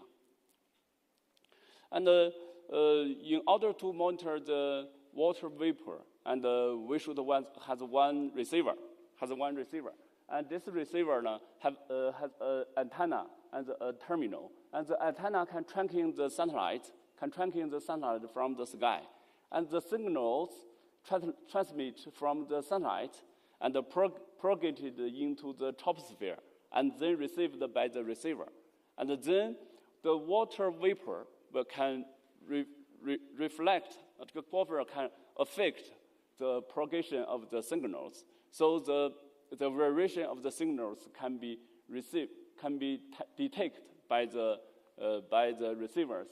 So from the variation of the signals, and it can be monitoring the water vapor in the troposphere. And if we have one water vapor from one signals, and then we can combine them together, so we can have a modeling. We can combine the data together, and we can modeling in the weather model prediction. So this is it is very easier to get the global distribution of the water vapor parameters. And so why the PPP-RTK technique must be used in the water vapor monitoring? Because the PPP-RTK is a high precision technique for the navigation. And why the accuracy is very high? Because in the PPP-RTK, we can get the area of the satellite. For example, the area of the satellite orbit or the area of the satellite clock. And this we can correct it very correctly. And also we can calculate the code bells and the phase bells. And this is described the different delays of the signals when the signals translate from the troposphere. So this is also very important. So when we get the corrections for the orbit, clock, code, and phase bells, and then we can estimate the atmosphere and the troposphere. That's like this one. And if we can get the observation for the Beidou satellite navigation, and we can correct the satellite and the receiver clock, also the orbit, and then we can get this is the DTD for the troposphere, and as well as the delay for the atmosphere. So the last step is how to divide the atmosphere and the troposphere. So in the next slides, we have a very good, very easy method to divide which part is for atmosphere and which part is for the troposphere. And then this is the first 1, 2, 3, 4 parameters is all for the atmosphere, and we can calculate very correctly. And also these two parameters is for the troposphere. We can also calculate very correctly. And we can only separate atmosphere from the troposphere.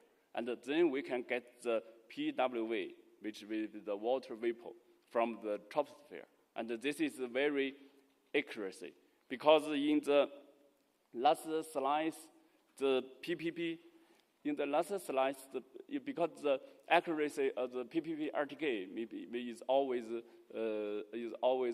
almost the 1 centimeters in the positioning dimension. And this is the receiver we developed by my group, and this is for the terminal, and this is for the antenna, and we can combine them together. We also developed a software to monitor the water vapor in real time. And in this software, we can, using the PPP RTK technique, to calculate the parameters of the water vapor. And then this water vapor parameters can send it to your home and to the internet, and we can get the water vapor from this location. And this is the accuracy, and we evaluate. We compared it with the Gamut software. And this software is a very international popular software. It's a post-processing software for the PWV calculation using the GNSS. And when we combine our result with it, we can find the root mean square of the ZTD is about 10 or 20 millimeters. And we convert it to the PWV, which means the water vapor, for the predict water vapor, and it's only about 2 millimeters, and it's very precision. It's very precise. And if we can get the water vapor parameters from one receiver, and we will think how to combine them together, and we want to get a distribution of the PWV. And then we introduce the tomography models, and which is a very popular model, a popular method to combine the data together to get the distribution. And in the tomography models, we also introducing 3 constructs. One is in the horizon, and the other is in the vertical dimension. And also we introduce the ERA5 for the experimental parameter calculations. And then we have developed into, and then we can develop into the method in 5 different steps. The first steps, we divide the regionals in different areas, and then we give sample data for the filtering, and then we can get the calculation using the tomography, and this means the compressed sensing measured. And based on this method, we can get the distribution of the PWV for the specific area. And we do the experiment in the Guangdong province in China, and we did in the south of the China. And we have about 7 stations, and these stations can tracking the satellite to get the PWV for one location. And then we combine the data together and using the tomography method to get the distribution of the PWV. To get the distribution in the 3D water vapor density, and this is for the this is in the vertical direction, and this is for the horizontal direction. We can give a very detailed distribution for the water vapor, and this is the accuracy for this result. We can find it has a very good consistency with the ERA5 or the radio data. So this is a very new technique for the monitor of the PWV in the troposphere, and from this respect, we can consider the Beidou satellite navigation as a remote sensing satellite. It is also a very good remote sensing satellite. Now I want to give a very short summary about my presentation. And we developed a real-time GNSS-based water vapor monitoring system. And this system has 1 antenna and 1 receiver and 1 software. And this software is based on the PPP RTK technique. And also based on this BBR technology, the Beidou satellite or this Beidou receiver can concern as a troposphere sensors, and this sensor can give the PWA over your height. And also a tomography model that we have introduced to combine the data together to give this three-dimension distribution of the water vapor. And this is the model also is very popular. And we want to improve the speed of the calculation, and the compressed sensing method is also applied for this tomographer. And based on the compressed sensing method, we can improve the stability and the efficient. And also we have done some field validation to get the accuracy of our receiver and the method. And the accuracy is about 2 kilometers, and which is very good. And the last slide is also a conclusion. This is the receiver, this is the software. And combine them together, we can give a distribution of the BWA. And also, we want to promote this receiver, and we have worked with the company in China, and he can provide the PPP RTK correction in the global scale. And this is also in the near future, and we can also combine the low orbit satellite into the Beidou satellite navigation system, and then we can tracking more satellites to get a more high resolution PWA. And this is very, I think this is a very interesting area in the near future. Thank you very much.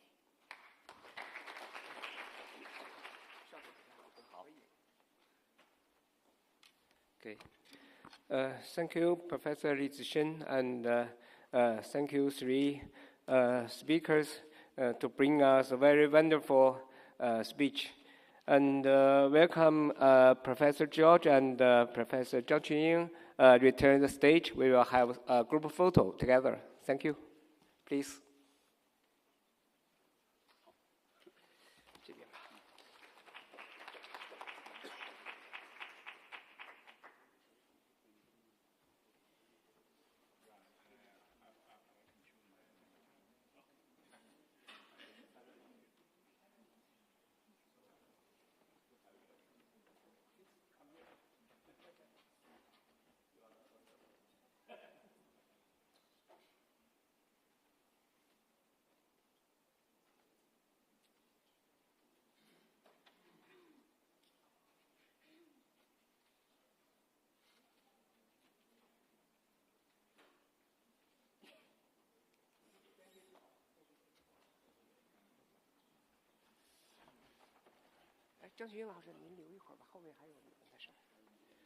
Okay. Next is the panel discussion of part 2. And for this discussion, the moderator is Dr. Zheng Hongwei, come from the AirCAS. And the panelists include Professor George, Professor Zhang Chunying, Professor Erhadi Adam, and Dr. Zakaria, and Dr. Wang Guizhou. Please come to the stage.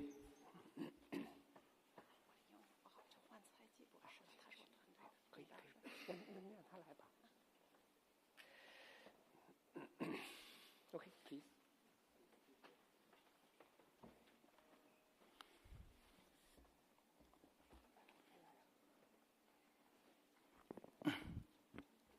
Take your seat, please.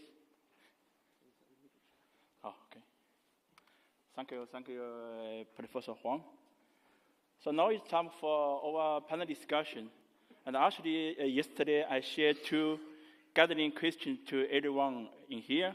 So today, I would like you to share your ideas, your insightful thoughts to the audience in here. Okay.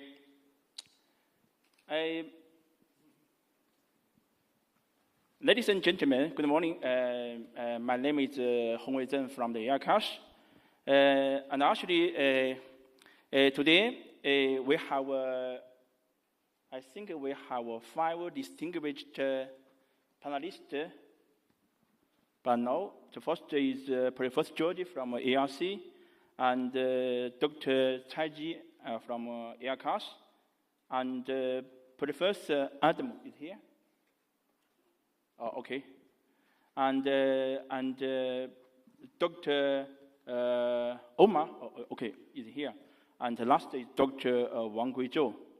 So actually the questions in the slides, the first questions, and actually we have, the 3 distinguished speakers share the ideas how to use the space technologies, especially transfer the data from space technology to the actionable information. So the first question for all of you is, what is the key challenges in transforming the multiple source data into the actionable information? So, and the second question is how to strengthen the source cooperation in space science and technologies to advance the sustainable development. So because we haven't enough time to discuss, so 3 of you, all of you have 3 to 4 minutes to share your ideas. So I think we can start from Dr. Wang Guizhou. Okay. Okay, hello everyone. I'm Wang Guizhou. I'm from the archives of China. My research focus on the intelligence processing of multi-source remote sensing. So, everyone knows the space data is the eye of our Earth. It is vital for sustainable development.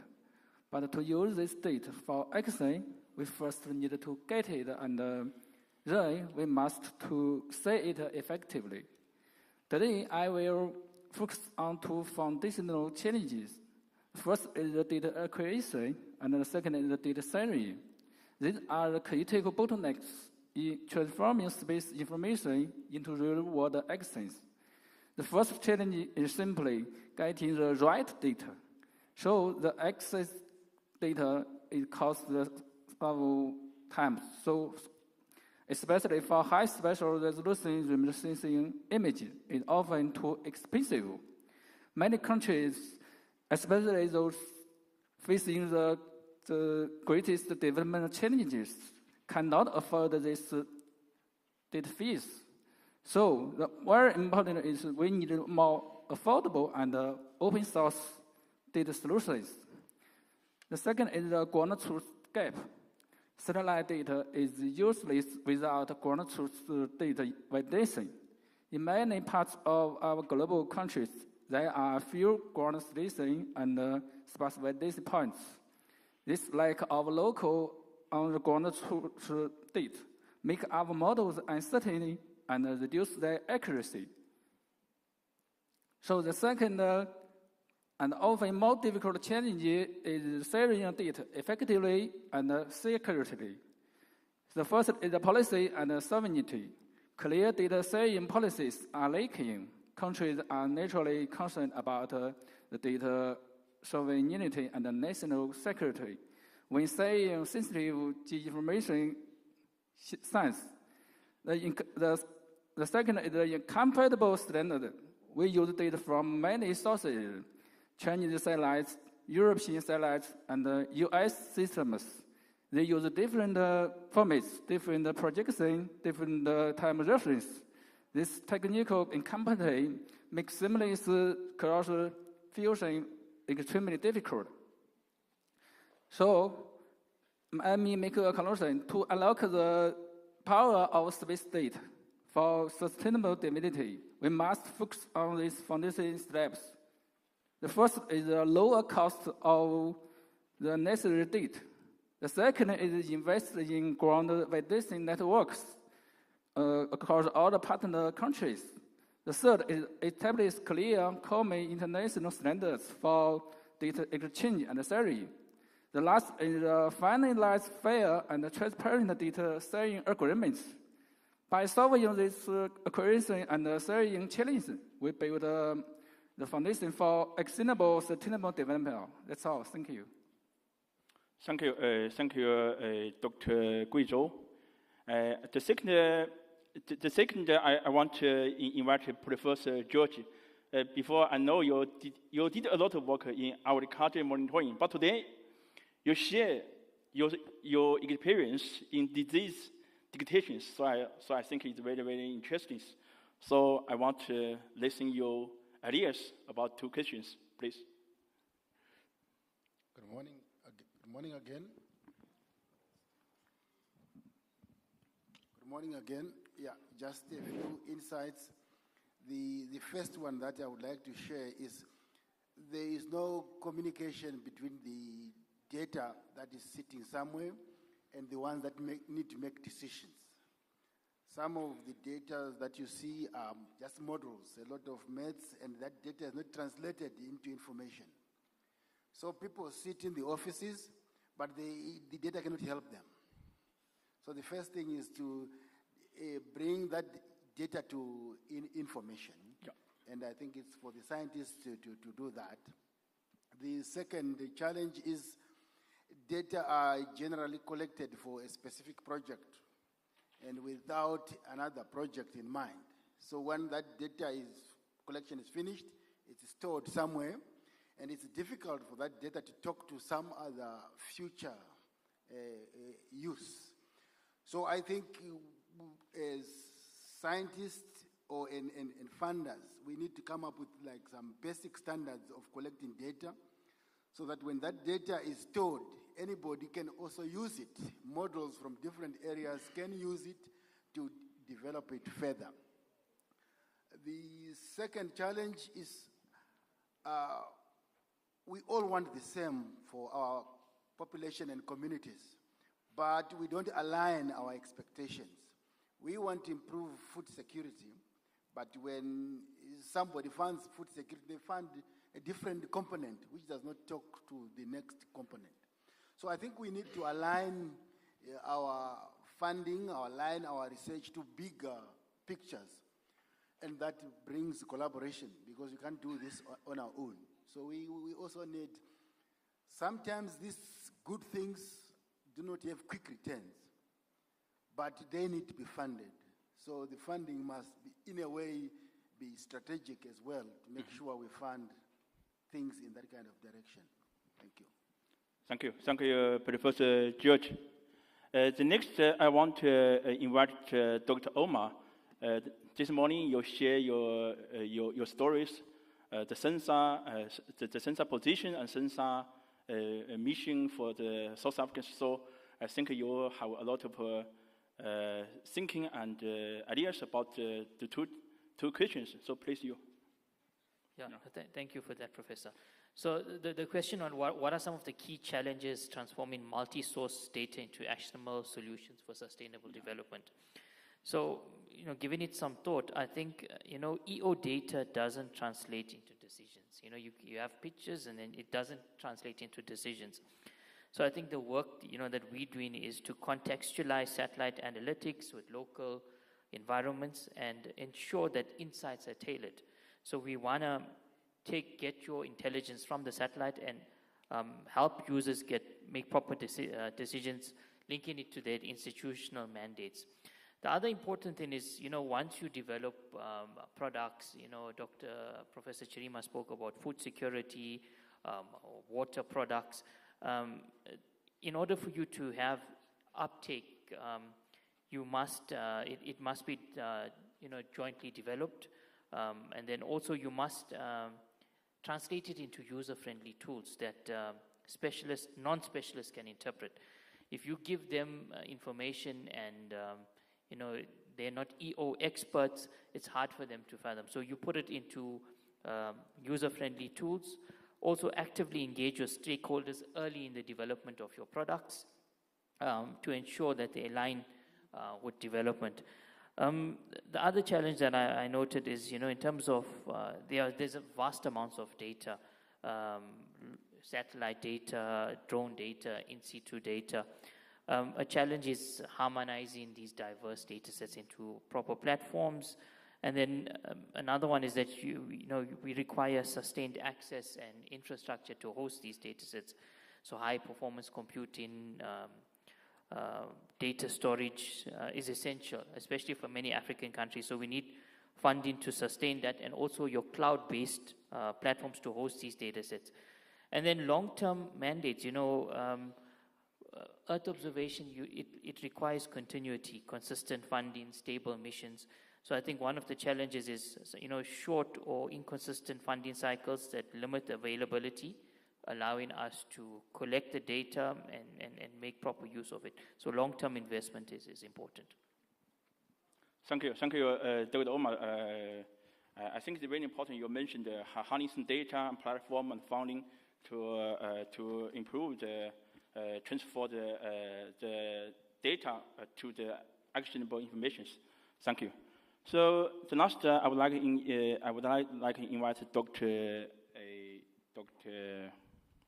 Tsai to share your ideas and thinking about 2 questions. Okay, guys. Thank you, Professor Zhang. I'm Tsai Ji. I'm a team member of Professor Zhang, and our team focuses on the underground exploration. Therefore, I will answer these 2 questions from the perspective of underground exploration. To my understanding, the first question including 2 key points. The first point is that the combination of underground exploration data with the spaced observed data. This is an interesting and active topic. Many researchers spend many energies in it. From our view, by using the space observed data, like the photos captured by the satellites, we can better identify the surface rocks and sediments. And therefore, this data is important reference for the subsurface detection, can control our underground model better and leading to more accurate exploration results. I believe the combination of the different type of data is not a very difficult problem. The technology progresses quickly. So I think the second point is more important, is that how we can use our systems, detection systems, to contribute to the sustainability development. Our electromagnetic system can be used to explore many underground targets, like metal ores, groundwater, and coals. They can also be used to monitor the variation of environments. For example, they can use to check the cavities in the mining area underground. They can be used to check the underground contaminants. So the technique is just tool. So ultimately, it's up to people how they are used for subsurface investigation and at last contribute to the sustainable development. For example, we may use the EM systems to locate the metal ores. And after we find the ores, the mining is following. However, the mining may introduce some pollutions. Of course, they bring money and wealth, but they introduce pollutions. In this case, we can again use the EM systems to monitor the variation of the environment, to put the pollutions of the environments under control. Therefore, we have money, we have wealth, and we have good environments, and we achieve the sustainable development. So in my view, the technique from our side, geophysical side, is never challenging. So the challenging point is how people choose to apply these technologies. So for the second question and the South-South cooperation, this is a clear and question for us. Communication is the key, as it allows us to exchange ideas and understand each other's needs better. We know that South Africa is somehow rich in resources like the minerals and coals, but somehow shortage for water. So underground exploration can help locate resources. Bringing both wealth and water can help us to avoid the hazards in the cities, like the flooding leaded by the damage of the city pipelines underground. So if these demands are real and we are focused and share the technologies with South African people and help each other to achieve the wealth and resources, and in the meantime, control our environment in a good level. So for us, conducting these surveys can allow us to gain more data for AI training and help us to find ways to improve our systems. So ultimately, enhance sustainable development together with people of South Africa. Thank you. That's all. Thank you, Dr. Tsai. And we have 4 minutes, so I think I hope all of you can talk more about South and South cooperation, especially Dr. Wang and Dr. Tsai. You spent more than 18 hours from Beijing to here to attend the annual meeting here. So Professor George and Dr. Omar, you are from South Africa. So I would like to all of you spend 1 minute to talk more about South and South cooperation in space technology science. Thank you. Yeah, thank you. Yeah, there are 3 things that I would like to talk about. The first one is on South-South cooperation. I think the scientists and the participants must develop trust among themselves because it's key, and they must be able to identify what each of the partners want. Because generally, you can develop in one direction, but the other partner would not see the relevance of what you're doing. Okay. So, and you need to be ethical in that process. I have driven about several South-South cooperation in Africa. If there is no trust, those projects will collapse after you leave. Okay. So you need to develop trust and also to develop projects that are relevant to within the area that you are developing. Thank you. Thank you. Dr. Omar? Yeah, I concur fully with what Professor George says. I think the important thing is for South-South cooperation is co-development and trust between partners. Thereby you obviously outlining what each entity wants from the partnership. There's joint development, there's less duplication. Another one is shared infrastructure and cloud platforms. Pooling resources can, reduce duplication, allow us to access advanced computing. I think in terms of sensor, in the work that we do, we well positioned in terms of our infrastructure. We want to get a private cloud. Sharing it with our ACAS collaboration, that will definitely help us.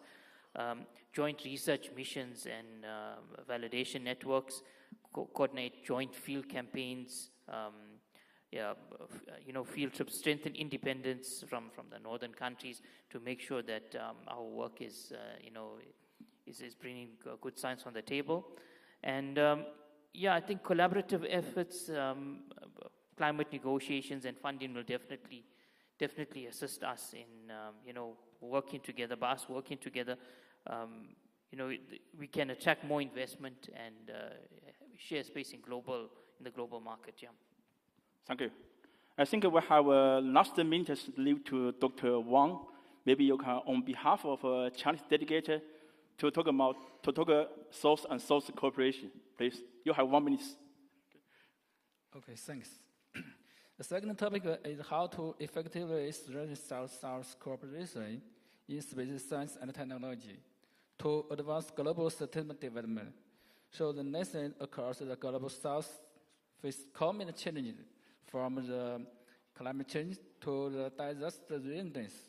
So space technology, and particularly remote sensing, offers transformative solutions. To fully realize these potentials, we must move beyond the individual efforts and commit to collaboration action. Stress in cooperation in data acquisition and sharing is the most direct and fastest path to turn knowledge into reward to our collaboration. That's all. Thank you. Thank you. Due to the time is limitation, so at last, I would like to thank all of you, all of panelists to share your insightful ideas to audience. So the time is flying, so I must close over panel discussion. So thank you. The last move, please move to in the front here. We take global float. Thank you.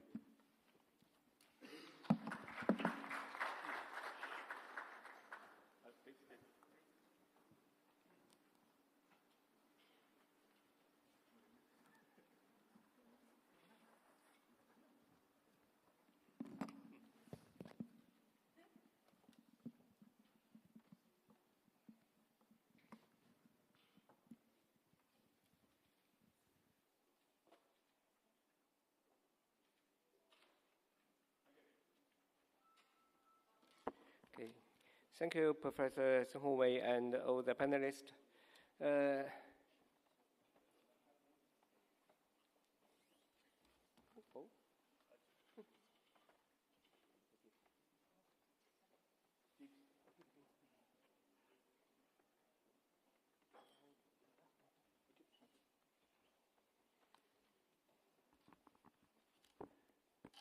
Okay.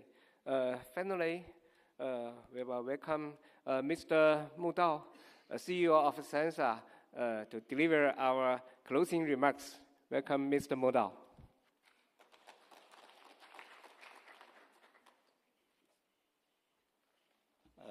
Thank you very much. Good morning.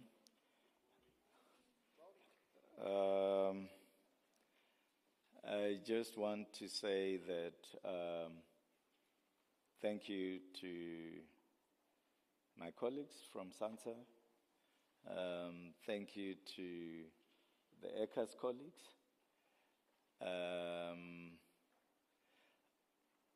The executive director responsible for EO knows that in all our engagements that we have, we talk about speed, the pace at which we do things, the pace at which we implement. And the speed at which we started these conversations a year ago with ECAS and where we are today demonstrate how committed we are in building the space economy in South Africa.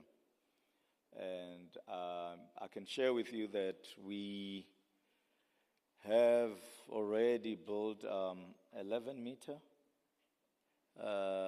antenna, a dish at space operations, which again is looking at accessing more of the satellite data that we need to build applications, products, and services.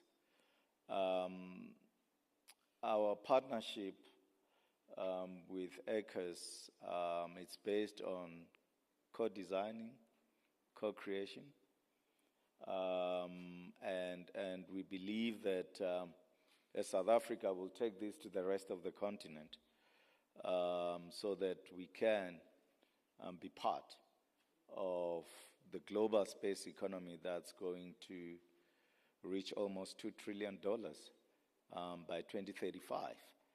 And therefore, I just want to say that this is responding to the SANSA's mandate and the vision that we've set, where we want to focus on building infrastructure that's required for us to be able to deliver these products and services. So if there are African colleagues that are here, we would like to engage with them further, bring them into this partnership that we have with ECAS so that we can build these products and services for the rest of the continent. But thank you very much for this session. I am looking forward to another year wherein we're going to expand this collaboration between South Africa and China in the area of space. Thank you very much.